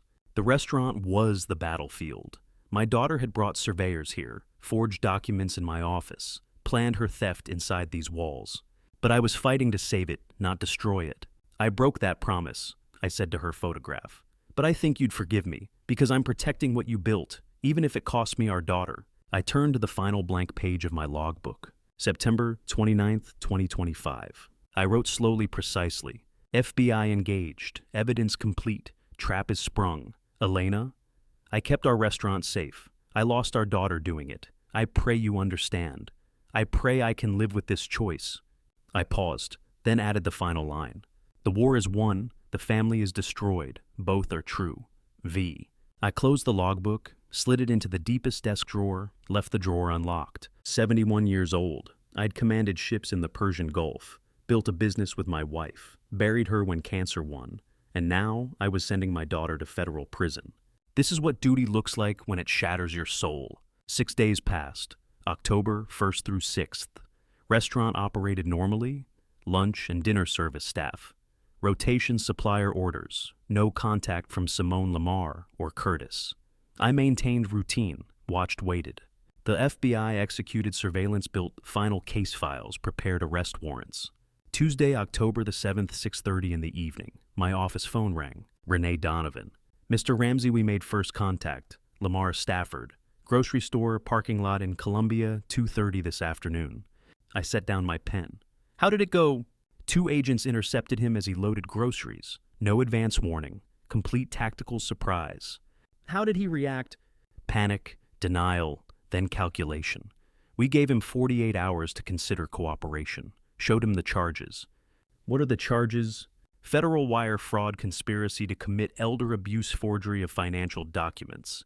20 years maximum per count. We showed him 15 separate counts. 15 counts, 20 years each. Lamar was looking at the rest of his life in federal prison. There's something else, Renee said. 4 hours after our parking lot contact, Lamar Stafford retained a criminal defense attorney, not the family's joint counsel, a separate independent attorney. I understood immediately. He's preparing to flip. Gregory Hess, Renee confirmed. Former federal prosecutor and now defense attorney. His specialty is turning co-conspirators into cooperating witnesses. Federal plea negotiations. 4 hours. That's how long Lamar Stafford's loyalty lasted under federal pressure. Lamar is preparing to betray my daughter and her father-in-law, I said. That's my assessment. Within 72 hours, we expect a proffer session request. The weakest link breaks first. Always, Renee said. And Mr. Stafford just proved he's the weakest link in this conspiracy. After she hung up, I sat in my office staring at the closed logbook drawer. Lamar was about to trade his wife and father-in-law for a reduced sentence. The conspiracy I'd spent 3 months documenting was eating itself alive. And my daughter, brilliant calculating cold, had no idea her husband was about to hand her to the FBI on a silver platter. 3 scorpions in a jar. I'd watched them scheme together for months. Now I was watching them devour each other. Within 48 hours, I would learn just how deep Curtis Stafford's betrayal ran, and I would hear the audio recording from Lamar's proffer session that would break my heart in a way even my daughter's crimes couldn't. 48 hours later, I learned that Curtis Stafford's betrayal went deeper than anyone had imagined. Renee Donovan's voice on Thursday morning carried the kind of quiet fury I'd only heard once before from a JAG prosecutor who just discovered a defendant had betrayed his own family. Mr. Ramsey, we need you at the field office, 9 o'clock. Thursday morning, FBI Charleston field office. Conference room documents spread across the table. Renee slid a legal document toward me. Corporate squeeze-out clause, drafted September 1st. It gives Curtis sole authority to dissolve Harborview Holdings immediately after acquisition, stripping Lamar and Simone of all rights. Rufus pointed to a highlighted section. Lamar and Simone execute the fraud, then Curtis liquidates the company within 24 hours and keeps everything. Everything, Renee repeated. The entire $1.6 million. He was going to steal from the people stealing for him, I said. Rufus pulled up an airline confirmation. Curtis Stafford. American Airlines. Flight 1847. Charleston to Mexico City. Departure. October 25th, 2025, 6:15 a.m. One-way ticket. Projected restaurant transfer, October 24th. He planned to close the deal, dissolve the company, wire the money offshore, and flee before dawn, Renee said. His son would wake up October 25th owning nothing and facing 15 federal counts. One-way ticket. October 25th, 6:15 a.m. The father was going to let his son burn. He bought the ticket before the surveyors ever came to my restaurant, I said. Curtis was never a co-conspirator, Rufus said. He was the puppet master. My daughter allied herself with a man who planned to abandon his own son to federal prison, I said. Renee opened another file. Lamar's attorney requested a formal proffer session for tomorrow morning, full testimony against Curtis and Simone in exchange for sentencing reduction. What's he offering? Everything. Recorded conversations, text messages, financial documents. She paused. There's one audio file in particular I need you to hear. What audio file? A conversation between him and your daughter, 8 months ago, January 2025, before the conspiracy began. What does it contain? The reason she did this, her motive. Renee looked at me carefully. Mr. Ramsey, it's difficult. I'd like you to hear it in private tomorrow. Before I let you hear what was on that recording, comment A or B. Was her motive greed or something deeper? Add one short reason. Please note what follows contains recreated dialogue for narrative purposes, but the emotional truth is real. Friday morning, 10 o'clock, FBI interview room, sterile windowless single table. Renee placed headphones in front of me. This is from Lamar's phone backup, January 14th, 2025, late night conversation, the night before they decided to pursue the restaurant sale. She pressed play. Take as much time as you need. I'll be outside. She left. I put on the headphones. Audio timestamp, January 14th, 2025, 11:47 p.m. Background sound, then my daughter's voice. Crying. Not the cold, calculating daughter from September. Broken, exhausted crying. Lamar, he loves that damn place more than he ever loved me. Her voice was raw, shattered. My whole life I was background noise. First to his deployments, then to Mom, then to that restaurant. I never got to be his priority. Now that Mom's gone, he pours every drop of his soul into those walls instead of fixing things with me. Pause. More crying. He worked 14-hour days after she died. Slept in the office. I came every week trying to help him grieve. He pushed me away. Every single time. Lamar's voice, what do you want to do?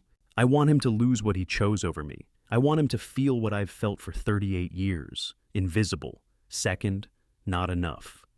Simone. He'll never change. So I'll take the one thing he loves more than his own daughter. Maybe then he'll understand what he took from me. I raised my hand toward the window. Renee paused the playback. I sat motionless. 20 minutes. Nobody entered. I stared at the blank wall, hearing my daughter's broken voice loop in my mind. Not the cold criminal from September. The wounded child from January. I'd created that wound. Deployments. 8 months at sea. Missed 7th birthday engine failure. Delayed port call. Missed college graduation. Head chef. Quit peak season crisis. After Elena died, I'd buried myself in this restaurant because grief lived in every room of our house, but the restaurant felt like work, like purpose, like something I could control. 71 years on this earth, and I'd never heard my daughter cry like that because I'd never listened. I'd taught her she wasn't enough. I'd taught her the restaurant mattered more. I'd carved that pain into her heart deployment by deployment, missed moment by missed moment. She chose crime, but I created the criminal. Elena had tried to warn me. Fix things with her, she'd said 6 months before dying. You're losing her. I'd promised I would. Then I'd buried my wife and my grief in kitchen renovations instead. After 20 minutes, Renee entered, sat across from me. Yet I had tears on my face I hadn't wiped away. I am partly responsible for the rot in her heart, I said. That doesn't excuse what she's chosen to do legally, but I need you to know I recognize my part in it. I was a better chief petty officer than I was a father, I continued. That's the truth I've been avoiding for 38 years. Recognizing that doesn't change the legal case, Renee said gently. I know, but it changes me. She committed federal crimes. She needs to face those consequences. I know, but I committed parental crimes for decades. I need to face those too. Renee closed her file folder.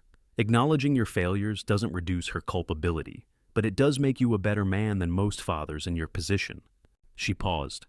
The question is, can you carry both truths forward, that she's a criminal who deserves prosecution and that you're a father who failed her? I looked at her. I don't have a choice. Both are true. Monday morning would bring Lamar's signed plea agreement, and with it, the final countdown to arrests. I carried both truths forward into Monday morning when the legal machinery began moving faster than I'd anticipated. 3 days after hearing Simone's broken voice on that recording, I received the call I'd been waiting for. Lamar Stafford wanted to deal. Monday, October 20th, 10:15 in the morning, my office phone rang. Renee Donovan. Mr. Ramsey Lamar's attorney just submitted the signed cooperation agreement. He's agreed to cooperate fully. I set down my coffee. What are the terms? A full testimony against Simone and Curtis. Complete financial records surrender. Admission of forgery on 17 separate documents bearing your signature. In exchange, his potential 30-year sentence reduces to 8 with parole eligibility at 5. 17 forged documents. Not the single broker fee I'd known about. 17. What documents? Transfer authorizations, financial disclosures, corporate filings, bank signature cards. He practiced your signature for weeks before executing the fraud. I thought of Noel's photographs, Lamar at my computer practicing signatures, margin notes about pen pressure and angle. He's giving you everything, I asked. Timeline documents recordings Curtis's involvement as architect. He's prepared to testify that Curtis approached him in early 2023, 2 years before any of this began with the initial fraud concept. 2 years. Curtis planned this in 2023, I said. According to Lamar's proffer, Curtis began researching your restaurant's value in January 2023. He approached Lamar in March with the idea of using the marriage connection to access your assets. This wasn't opportunistic fraud born from desperation. This was calculated, premeditated theft. Curtis had been planning to rob me since 2023, long before any financial crisis, long before gambling debts or investment losses created desperation. He'd looked at his son's marriage to my daughter and seen an opportunity, not a family connection, a target. Lamar's cooperating to save himself, I said. Completely. He's abandoned his wife and father-in-law. Family loyalty means nothing when federal prison is the alternative. In the Navy, you learn that betrayal comes in 2 forms, the enemy you expect and the shipmate you don't. Lamar was never a shipmate, but Simone was my daughter. That's the cut that won't close. When does his testimony formalize? I asked. This week. We're also scheduling your employee, Noel Blanchard, for sworn testimony Wednesday. I'll bring him. Wednesday afternoon, October 15th. FBI Charleston Field Office. Renee led us to an interview room with recording equipment and a court reporter. Noel sat across from Renee and a federal prosecutor, whose name I didn't catch. I sat in the corner, observer only. Mr. Blanchard, please state your full name and occupation for the record. Noel Blanchard, kitchen manager at Ramsey's Table, 19 years. And you've agreed to provide testimony regarding suspicious activities you witnessed between June 2024 and September 2025. Yes, ma'am? For 90 minutes, Noel detailed every suspicious conversation, every altered record, every false assurance he'd witnessed. Phone calls that stopped when he entered rooms. Documents hastily closed when he approached. Simone and Lamar meeting in my office after hours when I was supposedly out of town. August 9th, 2025, Noel said. I returned to the restaurant around 6 p.m. for keys I'd forgotten. Office light was on. Mr. Ramsey was at a supplier conference in Columbia. I looked through the door gap and saw 3 people around his desk, Mrs. Stafford, Mr. Lamar Stafford, and an older gentleman I later identified as Curtis Stafford. What were they doing? The older man was instructing Mr. Lamar Stafford on signature practice. I could see the computer screen multiple attempts at forging Mr. Ramsey's signature. I took photographs. Noel's hands trembled slightly as he signed the sworn testimony document. I noticed the wedding ring, 41 years, married Noel once mentioned. A man who understands what loyalty actually means. A better son than the daughter I raised. Mr. Blanchard, do you have the photographs and audio recordings you mentioned? Noel pulled the USB drive from his pocket. 7 audio files spanning 3 weeks in August. 11 photographs from August 9th showing the forgery practice session. Copy of the financial database I duplicated when I noticed discrepancies. He slid the drive across the table. Each photo is time-stamped, Noel continued. They document Mrs. Stafford and Mr. Lamar Stafford meeting with Curtis Stafford at the country club at Charleston Maritime Bank, and twice at Ramsey's Table itself. Every meeting, every lie, it's all there. Renee accepted the drive. This will be logged as evidence and preserved in our case file. Thank you, Mr. Blanchard.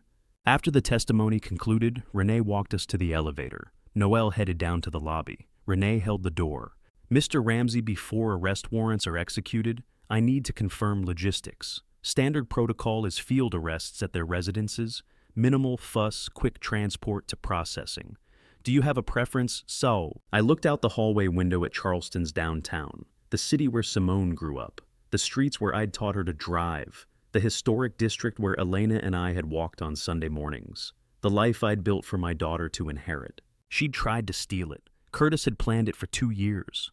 Lamar had practiced my signature until he could forge it perfectly. They'd done all of this inside my restaurant, in my office, at my desk, in Elena's chair. And like I said, not their homes.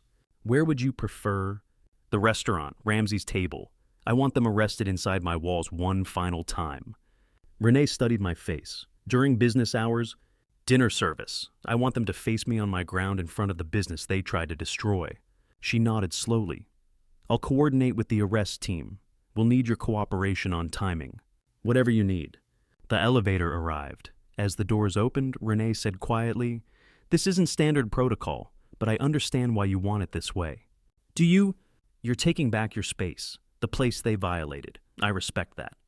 I stepped into the elevator. The arrests would happen at Ramsey's table. My daughter would be cuffed in the dining room, where Elena and I had celebrated our 20th anniversary, where we'd hosted Simone's rehearsal dinner, where 3 generations of Charleston families had trusted us with their special moments. She'd chosen that place as her target. I was choosing it as her reckoning. I didn't know Simone had already walked into the FBI until Renee called me that Thursday night.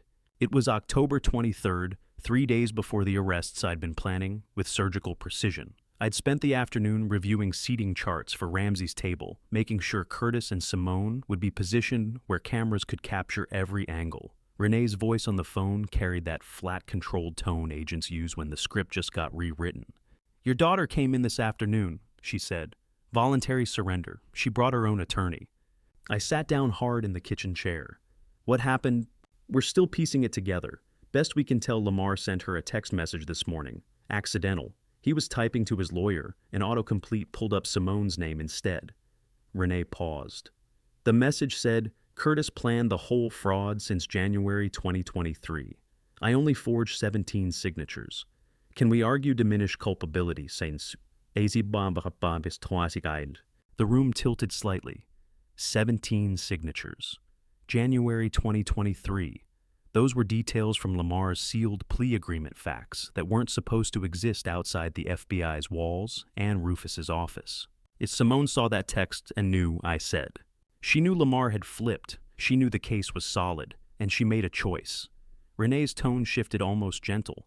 She walked into our field office at 2:47 p.m. with an attorney named Marcus Webb, said she wanted to make a voluntary statement before arrest. What did she tell you? Before Renee could answer, I thought about the last time Simone had walked through a door with her shoulders straight and her jaw set like that. She was 9 years old, carrying Elena's favorite porcelain vase she'd broken while playing basketball in the house. She'd walked right up to her mother, held out the pieces and said, "I broke it. I'm sorry. What do I owe you?" Elena had knelt down, pulled her close, and whispered, "Owning the truth is the first payment." I wondered if Simone remembered that day. She confirmed everything, Renee continued. The forged deed, the secret MLS listing, the September 3rd meeting where she signed documents with Curtis present. She admitted she knew about the trust clause requiring my consent within 30 days of my diagnosis. Did she give up Curtis? Not exactly.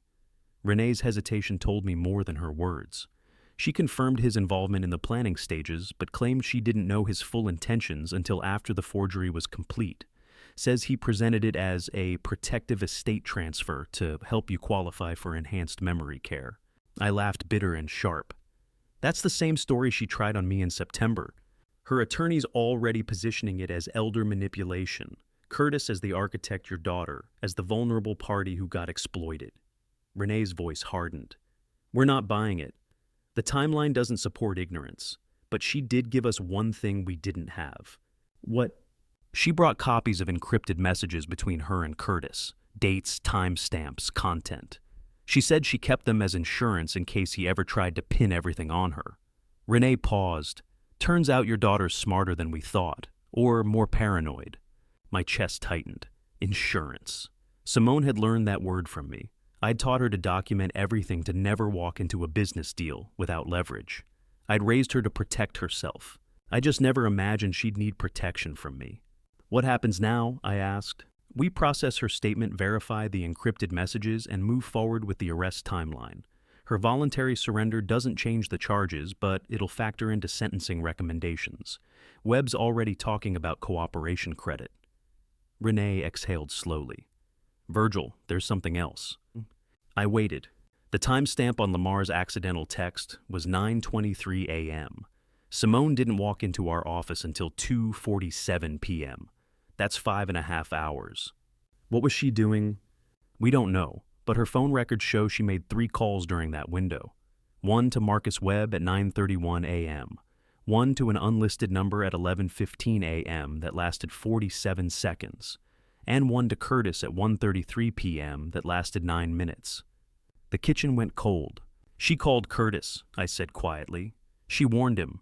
We don't know what they discussed. The call was made from her personal cell, not recorded. But yeah, Renee's voice dropped. That's our assumption.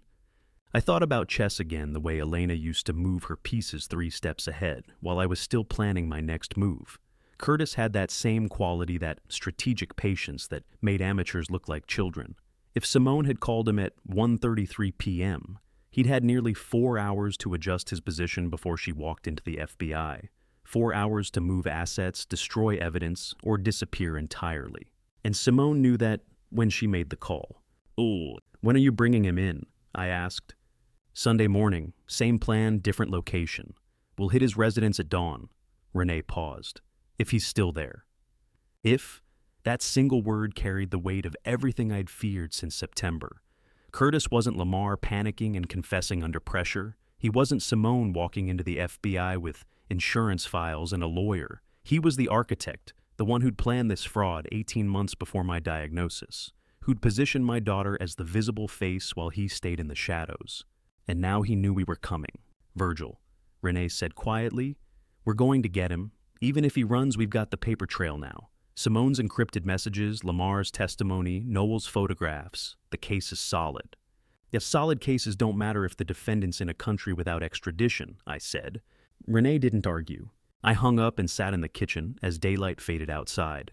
Somewhere in this city, Curtis was making his own calls, moving his own pieces, executing whatever contingency plan he'd prepared for exactly this scenario. He'd always been 3 moves ahead, and my daughter had just given him 4 more hours to run.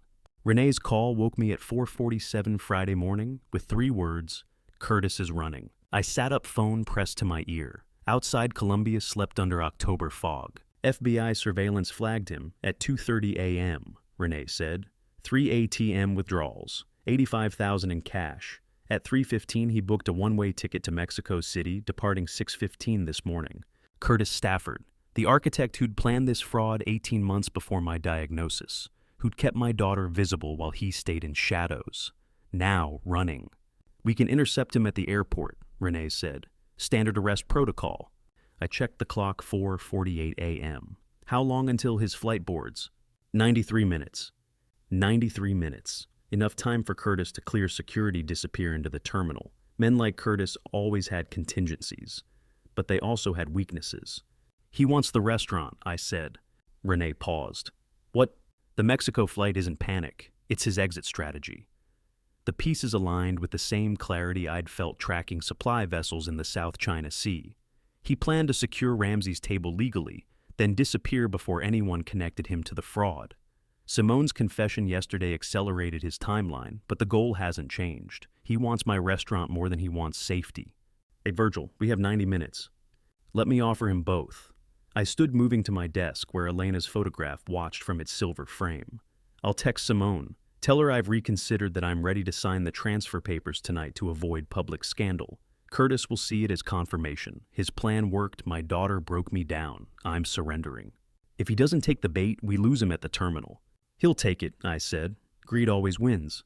Renee was silent for 3 seconds. Then, "What time?" 8 p.m. The restaurant after closing. Intimate, private, exactly what he'd want. I opened my desk drawer, pulled out the tactical notepad I'd kept since my Navy years. "Tell your team to stand by. If Curtis cancels that flight, we'll have him exactly where we want him. And if he doesn't, then you arrest him at gate C7, and I'll testify at his trial." I exhaled slowly. "But he'll cancel. I know men like him."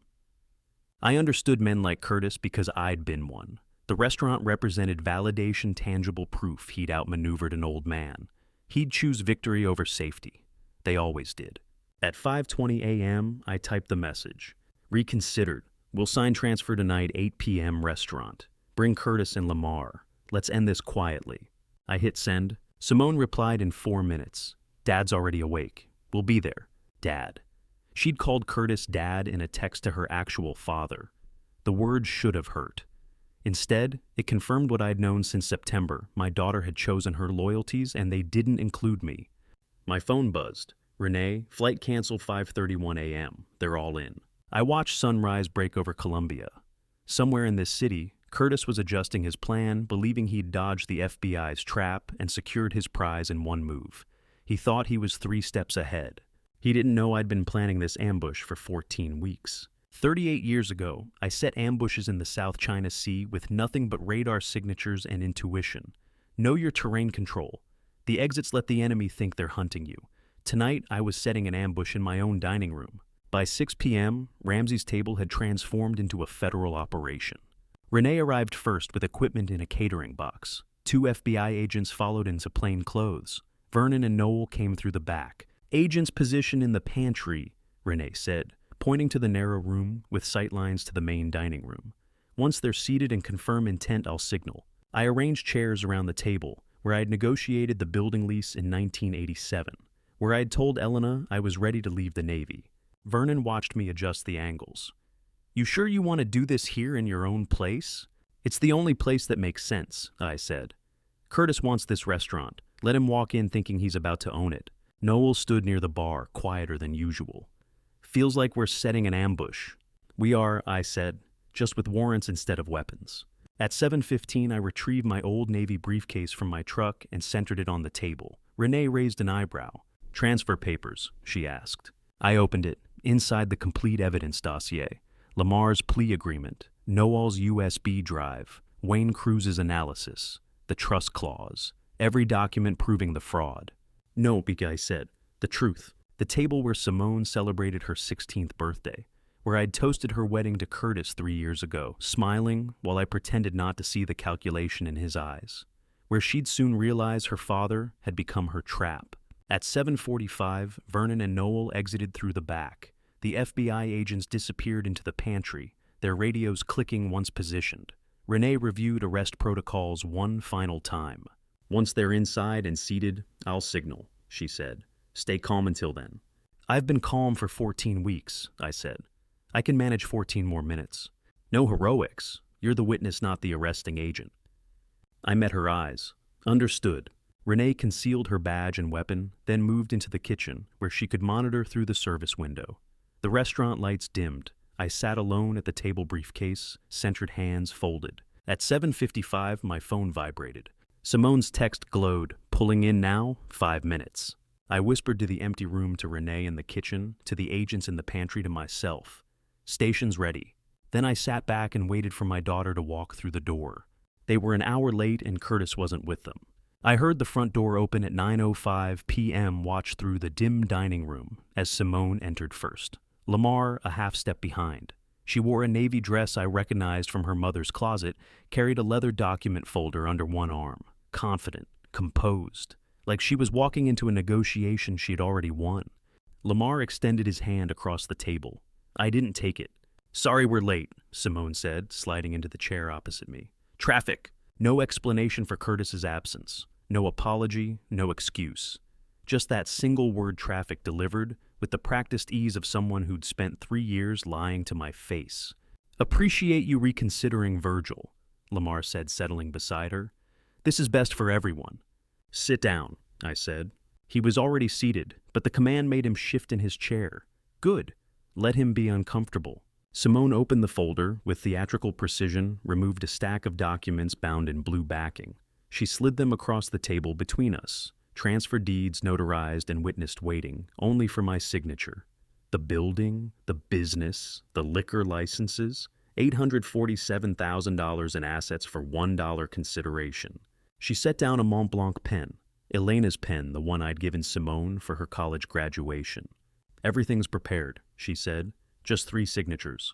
We'll keep the name. Lamar added, voice warming, like we were discussing menu updates instead of theft. Ramsey's table stays Ramsey's table. That matters to us. How generous, I said. Simone's smile tightened at the edges. She had heard that tone before, the one I used with suppliers who tried shortchanging orders with contractors who padded invoices. She knew it meant I'd stopped pretending, but she didn't know how much. I ignored the pen, reached instead for my old Navy briefcase. The brass latches clicked open with the same sound they'd made in 100 briefing rooms across 3 deployments. I removed the first item, a manila envelope containing 11 photographs, time-stamped and notarized. Before I sign anything, I said, I want to show you what I've been working on. Simone's smile faltered. Lamar's hand stopped halfway to his water glass. I slid the first photo across the table. September 3rd, 2:47 p.m. Simone and Curtis entering Palmetto Trust Bank Federal Plaza branch. The angle captured her profile perfectly, head tilted toward him, listening as he spoke. Dad, what is this? The 14 weeks of evidence, I said. I laid out the next photo. Same day, 3:15 p.m., both of them exiting. Then the bank statement showing the account opened in my name without my signature. The corporate filings establishing Curtis's LLC in January 2023. The audio transcripts of phone calls between Simone and the surveying company, discussions about property measurements and easement values. Each piece landed on the table like a playing card in a game she was just realizing she'd lost. This one's my favorite, I said, tapping a photo dated June 14th. Curtis and Simone at the restaurant after hours reviewing what appeared to be ledgers. 4 days after you told me accounting was fine. Lamar leaned forward. We can explain. No, I said, you can't. I continued. Wayne Cruz's forensic signature analysis confirming 17 forged documents. Noel's sworn affidavit describing what he'd witnessed during the September meeting. The trust clause Elena had written highlighting the 30-day consent requirement they'd deliberately violated. The itemized list of funds siphoned incrementally, never enough to trigger alerts, always enough to matter. Every lie time-stamped, every theft documented, every conspirator named. Watching comprehension dawn on your daughter's face, watching her realize her father has been hunting her for 14 weeks, feels like dying in slow motion. Simone's hands had gone still on the table. Lamar was sweating now, small beads collecting at his hairline, despite the restaurant's controlled temperature. You knew, Simone whispered, this whole time. Since June 14th, I confirmed.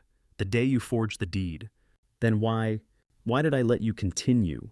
I arranged the final documents in front of her corporate records showing Curtis's meetings at the country club, where they'd planned the fraud statements proving the coordination. Because I needed to understand how deep it went, who was involved, whether my daughter acted out of desperation or calculation. I met her eyes across the table. Turns out it was calculation. Lamar started to stand. I raised one hand. I wasn't the father you needed, I said. My voice stayed level controlled, though something in my chest was breaking with each word. I chose the restaurant over soccer games, chose investors over bedtime stories. I never taught you integrity because I wasn't home to model it. That failure is mine, and I'll carry it the rest of my life. Simone's eyes were wet now. But you're not the daughter I raised, I continued, and that's on you. You chose theft. You chose betrayal. You chose to forge my name on legal documents while I was dying. Her voice broke. You're really doing this. I already did. Do you know what it costs to choose the law over your child? Everything. And somehow, still not enough. I reached into the briefcase one final time, removed the last document, federal letterhead, witness signatures, date stamp, October 13th. I slid it across to Lamar. Your husband's plea agreement, I said to Simone. Signed 6 days ago, 17 counts of forgery, full cooperation in exchange for reduced sentencing. Lamar surged from his chair. You son of a... The pantry door exploded open. 2 FBI agents burst into the dining room, weapons drawn, voices overlapping in sharp commands. I'd heard 100 times in training scenarios, but never in my own restaurant. The federal agents' hands where we can see them. The overhead lights flooded on every shadow, exposed every face illuminated in harsh fluorescent clarity. Renee stepped from the kitchen badge, raised her voice, cutting through Lamar's panicked cursing. Simone just sat there staring at me like I was a stranger. Maybe I was. Lamar hit the floor, face first, 2 agents pinning his arms behind his back. He was screaming raw, incoherent rage that echoed off the restaurant's exposed brick walls. One agent drove a knee between his shoulder blades, while the other secured the handcuffs with practiced efficiency. The click of metal on metal sounded impossibly loud in the chaos. "You're putting your daughter in prison," Lamar shouted, twisting his head to find me across the room. "What kind of father does that—" Renee knelt beside him, voice flat and procedural. "Lamar Stafford, you have the right to remain silent. Anything you say can and will be used against you in a court of law. I did everything for her." He was weeping now, face pressed against the hardwood floor I'd refinished 3 times in 38 years. "Everything?" I stood 6 feet away, hands in my pockets watching. "The kind who failed her first," I said quietly. No one heard me. The agents were already hauling Lamar to his feet, steering him toward the transport van idling in the alley. 8 minutes from attempted flight to federal custody. The efficiency was almost beautiful, but Simone hadn't moved. She sat exactly where she'd been when the lights flooded on hands folded on the table spine, straight eyes fixed on the evidence still spread between us. An agent approached her chair, handcuffs ready. "Ma'am, I need you to stand and place your hands behind your back." Simone extended her wrists without a word, without resistance, without looking at the agent or at me or at anything except the photographs and documents that had destroyed her life. Renee stepped forward, her voice gentler now, but still carrying that official weight. "Simone Stafford, you're under arrest for wire fraud, conspiracy to commit fraud, and elder financial abuse under federal statute."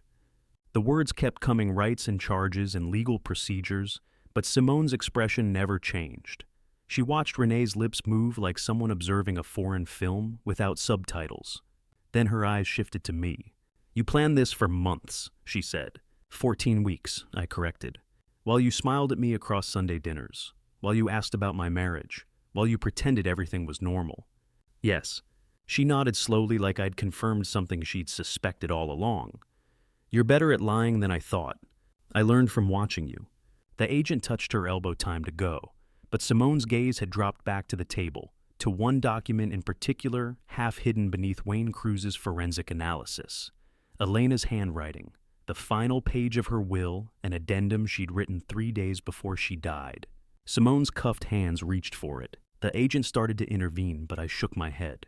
"Let her see it." She lifted the page carefully, read the 2 words Elena had written in her precise cursive at the bottom of the legal text. Her face crumbled. "Protect him," Simone whispered, voice breaking on each syllable. "She wrote this about you. She was protecting you. From me." She saw things I couldn't," I said. "Or wouldn't. I loved her." "I know." "Then how could she—" Simone's breath hitched. "How could she think I'd hurt you?" I didn't answer. Couldn't. Because the question Elena had answered 3 years ago was the same one I'd spent 14 weeks avoiding. When did my daughter become someone who needed to be stopped? The agent took Simone's arm. She set the page down with trembling fingers, let herself be guided toward the exit. They moved slowly through the dining room, past the bar where she'd celebrated her 21st birthday, past the kitchen where Elena had taught her to make roux, past the framed photographs documenting 38 years of family history she'd tried to erase for money. At the door she stopped. She paused at the threshold, that border between inside and outside daughter and defendant, before and after. I'd crossed it with her 1,000 times, carrying her as an infant, walking her to school, dancing her across it on her wedding day. This was the last. She didn't turn around, didn't speak, just stood there for 5 seconds that felt like 5 years. Then she stepped through and was gone. Renee approached from somewhere behind me. "You okay?" "No." Vernon emerged from the shadows near the bar, where he'd been watching the entire arrest unfold. His face carried that careful neutrality people use when they're trying not to judge. "It's done, Virgil. You did what you had to." I nodded, didn't trust my voice. Renee's phone buzzed. She glanced at the screen, then at me. "I need to coordinate Curtis's pickup. You should go home. Get some rest." Rest. As if sleep were possible after what I'd just done. I drove home through empty streets, parked in my driveway, sat in the truck until sunrise. At 6:14 a.m. my phone rang. Renee. "Curtis tried to board a Mexico City flight at Charleston Airport," she said. "Security flagged the cash, $85,000, and banded hundreds. He's in custody, charged with unlawful flight and obstruction." "Did he say anything?" "Asked for his attorney, that's it." I hadn't slept. Couldn't. Kept seeing Simone's face when she read her mother's note the moment she understood Elena had seen the truth I'd refused to see. That my daughter was capable of this. That love didn't make someone safe. That family could be the most dangerous thing in the world. It's concluded, Renee said quietly. All of it. Yeah, I said. Thanks. I hung up, sat in my kitchen, watched October sunlight creep across the floor. At 10:30 a.m., my phone vibrated. A text from Simone's number. Probably her one allowed message from detention. I need to see you, once, please. I stared at the screen for 3 minutes. The daughter who'd forged my signature, who'd planned to steal my life's work, who'd stood in my restaurant and lied to my face for 3 years. The daughter I'd raised, who'd learned to cook in my kitchen, who'd cried in my arms when her mother died. I typed one word. Yes. And I hit send before I could change my mind. The restaurant felt smaller in the silence. I sat at the Harbor View table where 12 hours earlier, FBI agents had cuffed my daughter. The evidence was gone, photographs, documents, all tagged and transported to federal storage. Someone had straightened the chairs. The floor showed no trace of Lamar's arrest, but the air still held weight, like the room itself remembered what happened here. I pulled out my operation log, the tactical notebook I'd kept since June 14th, flipped to a blank page, wrote 3 lines. Operation concluded. Assets secured. Family destroyed. Elena used to say dawn was the sacred hour when you see what you've done, before the world wakes up to judge it. She was right. In the gray October light filtering through the harbor windows, I could see exactly what I'd accomplished. Nothing I wanted, everything I'd planned. At 2 p.m., I walked through the entrance of the federal detention facility on Meeting Street. Security screening, visitor badge, metal detector that beeped twice before the officer waved me through.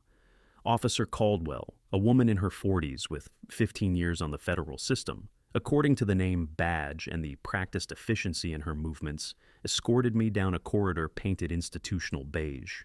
20 minutes, she said, stopping at a steel door marked Visitation Room 3.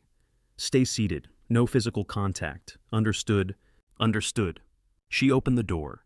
Inside gray walls, concrete floor, steel table, bolted to the ground, 2 chairs on opposite sides. The plexiglass partition had been removed. Federal detainee rights allowed face-to-face visits for family. Simone was already seated. She wore an orange detention uniform that washed out her complexion. No makeup. Hair pulled back in a simple ponytail. She looked younger without the styled confidence she'd worn like armor for 3 years. And older somehow. Hollowed.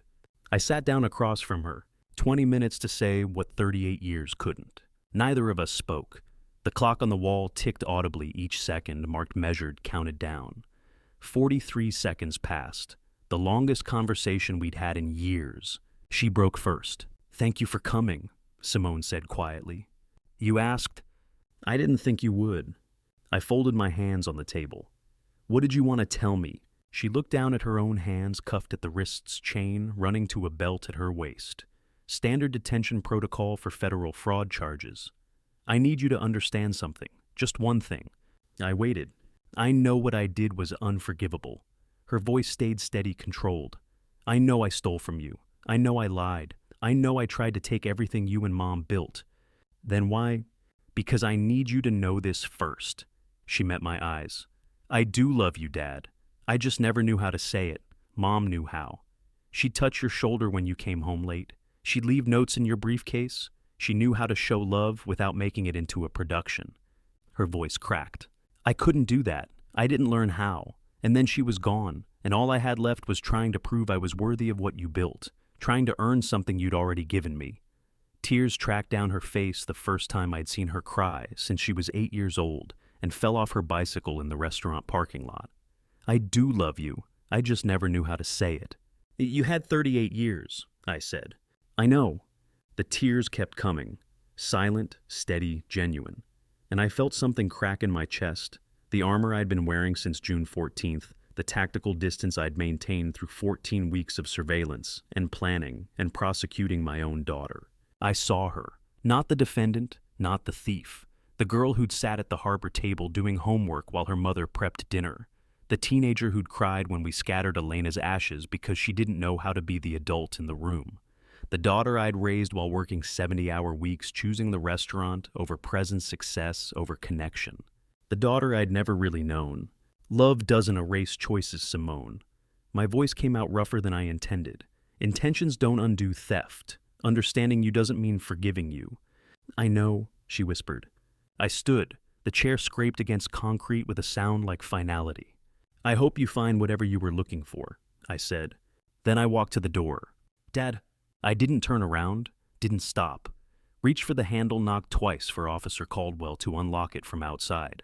The door opened. I stepped through. The lock engaged behind me with a sound like a period at the end of a sentence. Final, absolute, done. 3 weeks later, Vernon met me at a coffee shop 2 blocks from the federal courthouse in Charleston.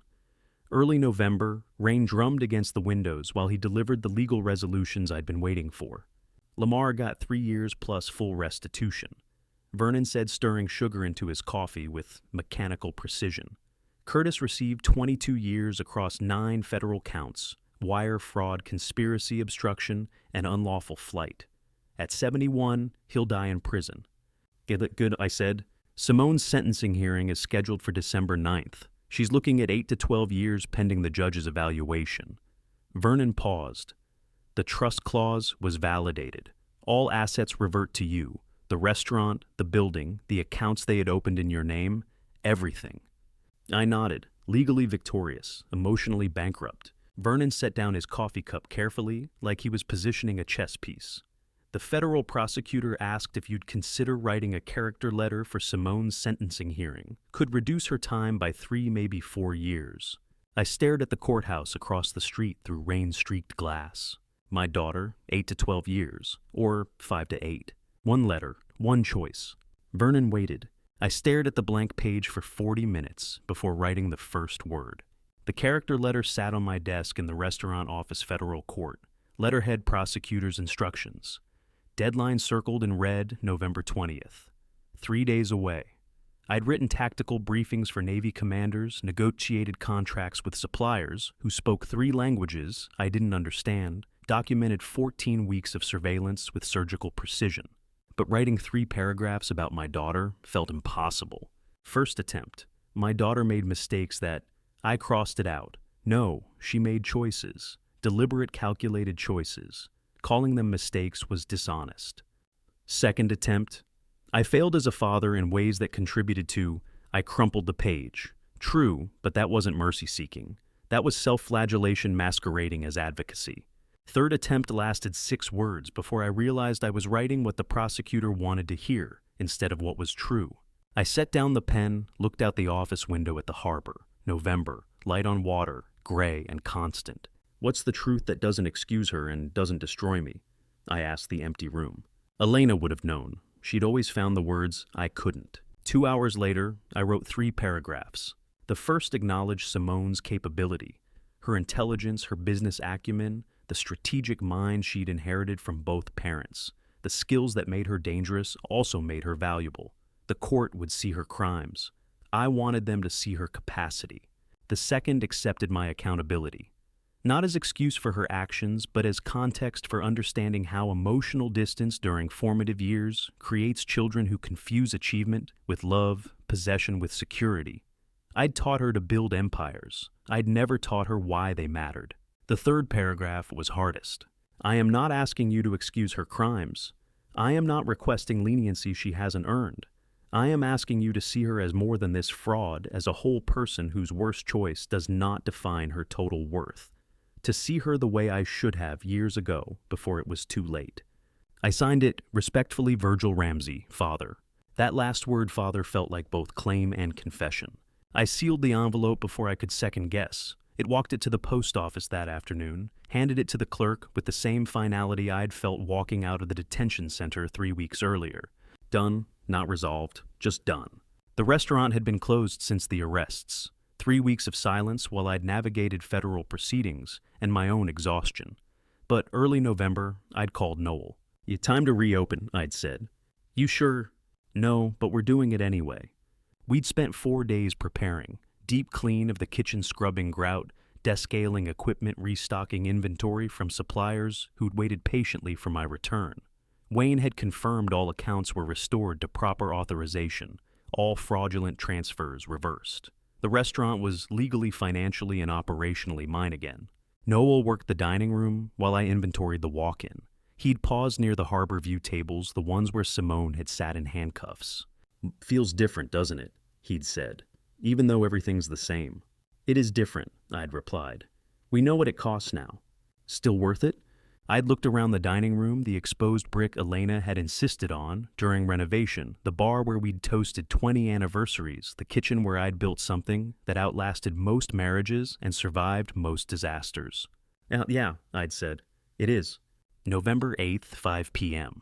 Noel unlatched the main entrance. The first customers through the door were Marcus and Diane Holloway. Marcus, 68, retired harbor pilot, 15-year Thursday night regular, who'd never missed a week. Diane, his wife of 42 years, who always ordered the crab cakes and always left room for dessert. Marcus extended his hand. "Heard you had some trouble, Chief. We're still anchored here." I shook it, felt something loosen in my chest.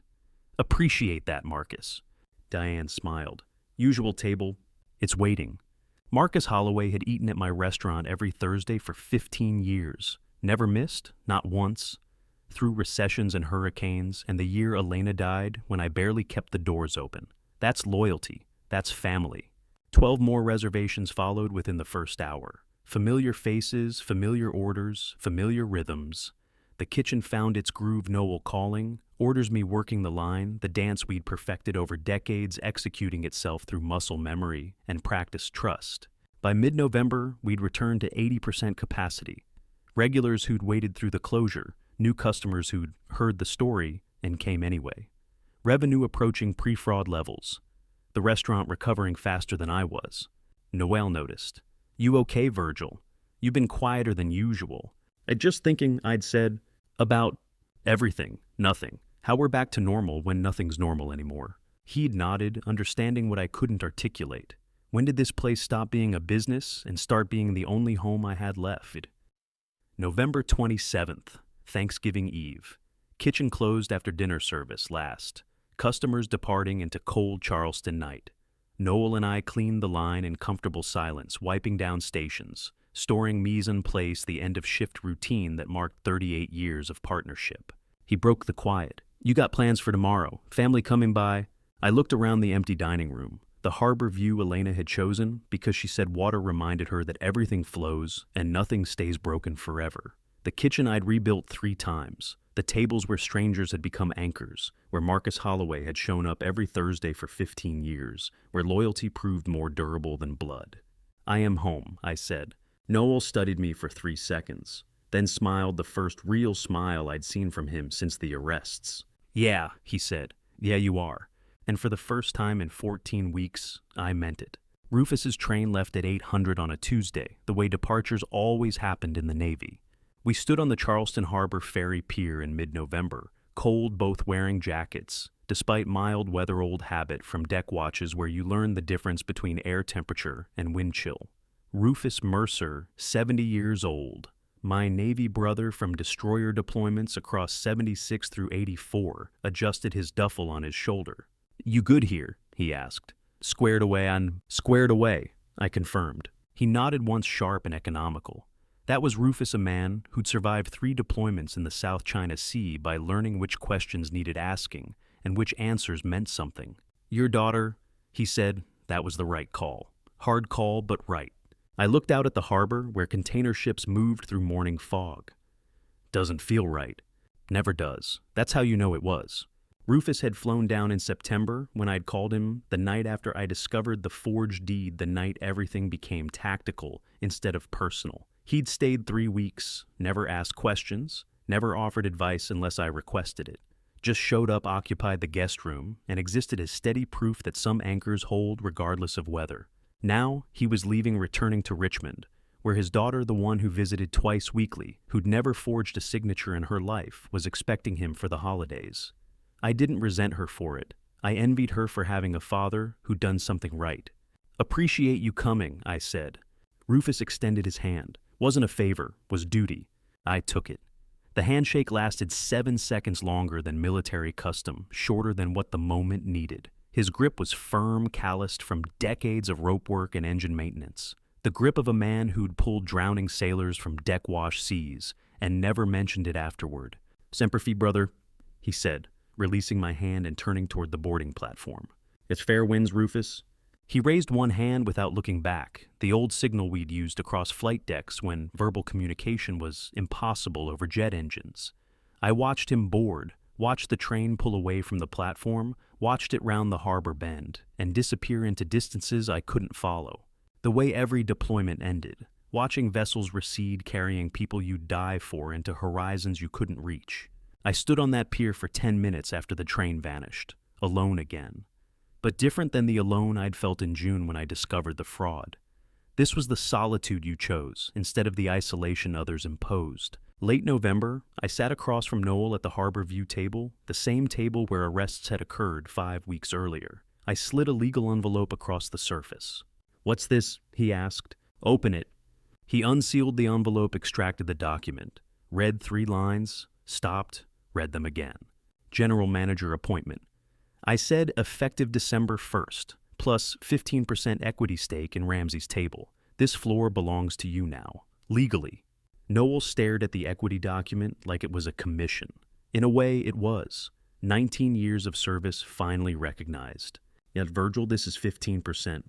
"You earned it," I said. "Every morning shift, every late inventory, every photograph you took that made the federal case bulletproof. You stood up when family sat down. That's worth equity." He set the document on the table carefully, like it might shatter. "I don't know what to say." "Say you'll keep showing up." "Every day," he said, voice thick. "Every damn day." Thanksgiving arrived with 43 reservations and weather that reminded me why Elena had chosen Charleston. Mild November evening, harbor view, clear through the dining room windows. Families spanning 3 generations, filling tables where strangers had become traditions. I worked the kitchen. Noel orchestrated the floor with the precision of a man who'd spent 19 years learning every table's rhythm. Wayne Cruz sat at the bar, the accountant who'd become friend, somewhere between forensic analysis and federal testimony, watching the controlled chaos with satisfied assessment. He caught my eye during a rare pause between tickets. "Elena used to say something about Thanksgiving here," Wayne said. "What's that?" "And this is the harbor where our people belong." He gestured at the dining room Marcus and Diane Holloway at their usual Thursday table, 3 families who'd eaten here every holiday since the 90s regulars, who'd returned after the arrests like tides that ignore human drama. She'd been right, even when family sank the harbor held. I looked at the faces filling my restaurant.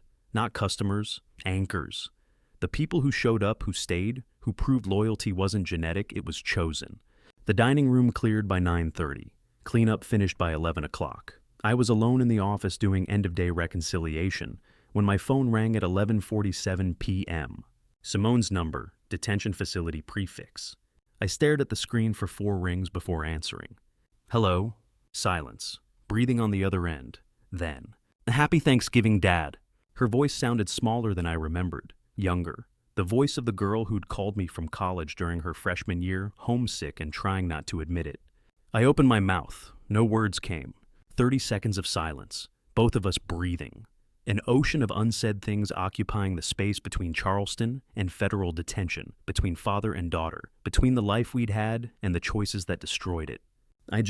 She started voice breaking slightly, wanted to call. More silence. I tried to find something forgiveness, understanding, even simple acknowledgement. But the canyon between us was too wide. Love didn't build bridges across theft. Shared blood didn't erase forged signatures. "Simone," I finally said. The line went dead. I sat in the office holding the phone, listening to dial tone, knowing she'd run out of whatever courage it took to make that call, knowing I'd failed to meet it with anything except silence. Some distances can't be crossed even when both people are trying. I read the entire logbook on December 15th, start to finish every entry I'd written since June. 93 dated entries in my tactical notebook, chronicling 14 weeks of transformation, from father to investigator, from victim to prosecutor, from the man Elena married to someone I barely recognized in mirrors. I documented every suspicion, every piece of evidence, every strategic decision that led to federal arrests in my own dining room. June 12th. Something's wrong with the books. Wayne won't say what yet, but I know September 3rd. Watch footage. Simone knew. She knew about the trust clause and forged the deed anyway. October 24th. Tonight they walk into the trap. God help us all. 93 entries. 93 days of becoming someone I didn't recognize but had to become anyway. I closed the logbook, set it on my desk in the back office. The restaurant was quiet mid-December. Tuesday closed for inventory and deep cleaning. Through the office door, I could see the dining room, the harbor view tables, the bar where Vernon had delivered USB drives and Wayne had confirmed my daughter was stealing from me. The math of what I'd saved versus what I'd lost didn't balance. Never would. Saved Ramsey's table, the building, the accounts, legal ownership, my name on the deed Elena and I had signed together in 1987. Lost my daughter, sentenced to 6 years in federal prison, my family such as it was. Elena's dream that Simone would inherit not just assets, but legacy. Not just the restaurant, but the love that built it. I'd saved the restaurant. I'd lost my daughter. Both things were true. Both things would remain true every morning I woke up for the rest of my life. Elena had wanted Simone to inherit love, not assets. I'd failed that test long before the fraud. Failed it when I chose 70-hour weeks over soccer games, expansion over presence, success over showing up. By the time Simone learned to forge signatures, I'd already taught her that value was measured in dollars and ownership, not connection. She'd learned the lesson too well. I pulled out the logbook one final time, flipped to the next blank page, entry 94, last entry. December 15th, 2025. Read the entire chronicle tonight. 93 entries documenting how I became someone I didn't recognize to save something I'd already failed to protect. I saved what I could. I lost what I couldn't save. Some days I know the difference. Most days I don't. Simone got 6 years reduced from 8 because I wrote 3 paragraphs acknowledging my failures as clearly as her crimes. That has to be enough. I signed it VR, closed the logbook, would never open it again. On my desk sat Elena's photograph, 20th anniversary Charleston Harbor. Sunset behind her, smiling at something off camera. Me probably. I'd kept it in a drawer since she died, unable to face the reminder of everything I'd lost. Tonight, I placed it on the desk where I could see it every day. I tried, Elena, I said to the photograph. Not well enough, not soon enough, but I tried. She kept smiling. The harbor kept flowing behind her frozen image. Time kept moving whether I was ready or not. If you're reading this, wondering whether justice is worth what it costs, I can't answer that. Some days, I think yes. Some days I wake up alone and I don't know. The restaurant survived. My daughter is 6 years into her sentence. I did what I had to do. Whether it was worth it changes with the light. December 31st arrived with winter dawn and black coffee. Noel and I sat at the harbor view window table at 5:47 a.m., watching orange and gray light bleed across Charleston Harbor. Last day of the year. The restaurant quiet before New Year's Eve service, our biggest night. 49 reservations families, celebrating endings and beginnings, while we orchestrated controlled chaos from kitchen and floor. But right now, just dawn, just coffee, just 2 men who'd survived something together and were still standing. Hell of a year, Noel said. A hell of a life, I replied. You good for another one? I looked out at the harbor, container ships moving through morning fog, gulls working the piers, water that looked still from a distance but never stopped moving. Elena used to say the harbor was a living thing, constant motion, that looked like stillness from a distance. Grief works the same way, looks resolved from outside, feels like endless current when you're in it. I thought about Simone, 6 years into her sentence because my character letter convinced Judge Morrison she deserved understanding alongside accountability. I could think about her now, without the cutting rage that had defined September and October. Just grief. Just the permanent ache of loving someone whose choices destroyed what you built together. I thought about Elena with gratitude instead of guilt. She'd given me 32 years, built this restaurant. From nothing taught me that places could become homes and strangers could become family. I'd failed to pass those lessons to our daughter, but Elena had passed them to me. That had to count. I thought about the restaurant not as battlefield anymore, but as what it had always been. Harbor, anchor, the place where people showed up, stayed, proved that loyalty was chosen, not inherited. Progress. Slow, incomplete, imperfect progress. Yeah, I said to Noel. I'm good for another one. Dawn fully arrived, spreading across the water like a promise the harbor made every morning, regardless of human drama. I drank my coffee, same ritual, same table, different man. Not better necessarily, just different. Present instead of absent. Showing up instead of hiding. Noel stood stretched, moved toward the kitchen to start prep. "Ready for the day?" he asked. I looked out at the harbor one more time. The light spreading across water Elena loved. The restaurant I'd fought to keep. The table where this whole story started and was ending now. New Year's Eve, 2025. 6 months since I'd discovered the fraud. 3 months since the arrests. 48 hours since I'd last thought about burning it all down and walking away. "Yeah," I said, "I'm ready." In the Navy, they taught us one thing that stuck through decades and deployments, and every failure that followed: show up for your watch. Do your duty. Stand your post, even when you're exhausted, even when you failed yesterday, even when tomorrow looks impossible. I learned it late, but I learned. And to you listening to my story, remember this. Sometimes a dad's fight to protect his family looks like standing against them. I spent 38 years building a restaurant when I should have been building a relationship with my daughter. I chose work over present, success over connection. By the time I realized what mattered, she'd learned to measure her worth in assets instead of affection. Don't make my mistake. Your family doesn't need your empire, they need your time, before it's too late. This dad's journey taught me that protecting what you love sometimes means making choices that break your heart. I believe God put me through this trial, not to punish me, but to show me the difference between blood and loyalty, between family by birth and family by choice. What looked like revenge to outsiders was accountability. The people who showed up, Noel, Wayne, Rufus, proved that true family isn't about shared names. It's about who stands beside you when everything falls apart.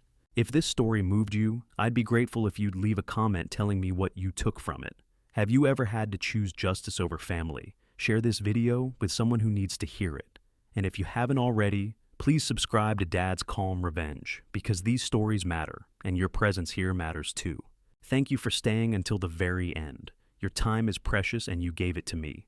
I don't take that lightly. Please remember that while this story is based on real experiences, certain details have been adjusted for storytelling and privacy. Though the lesson is real,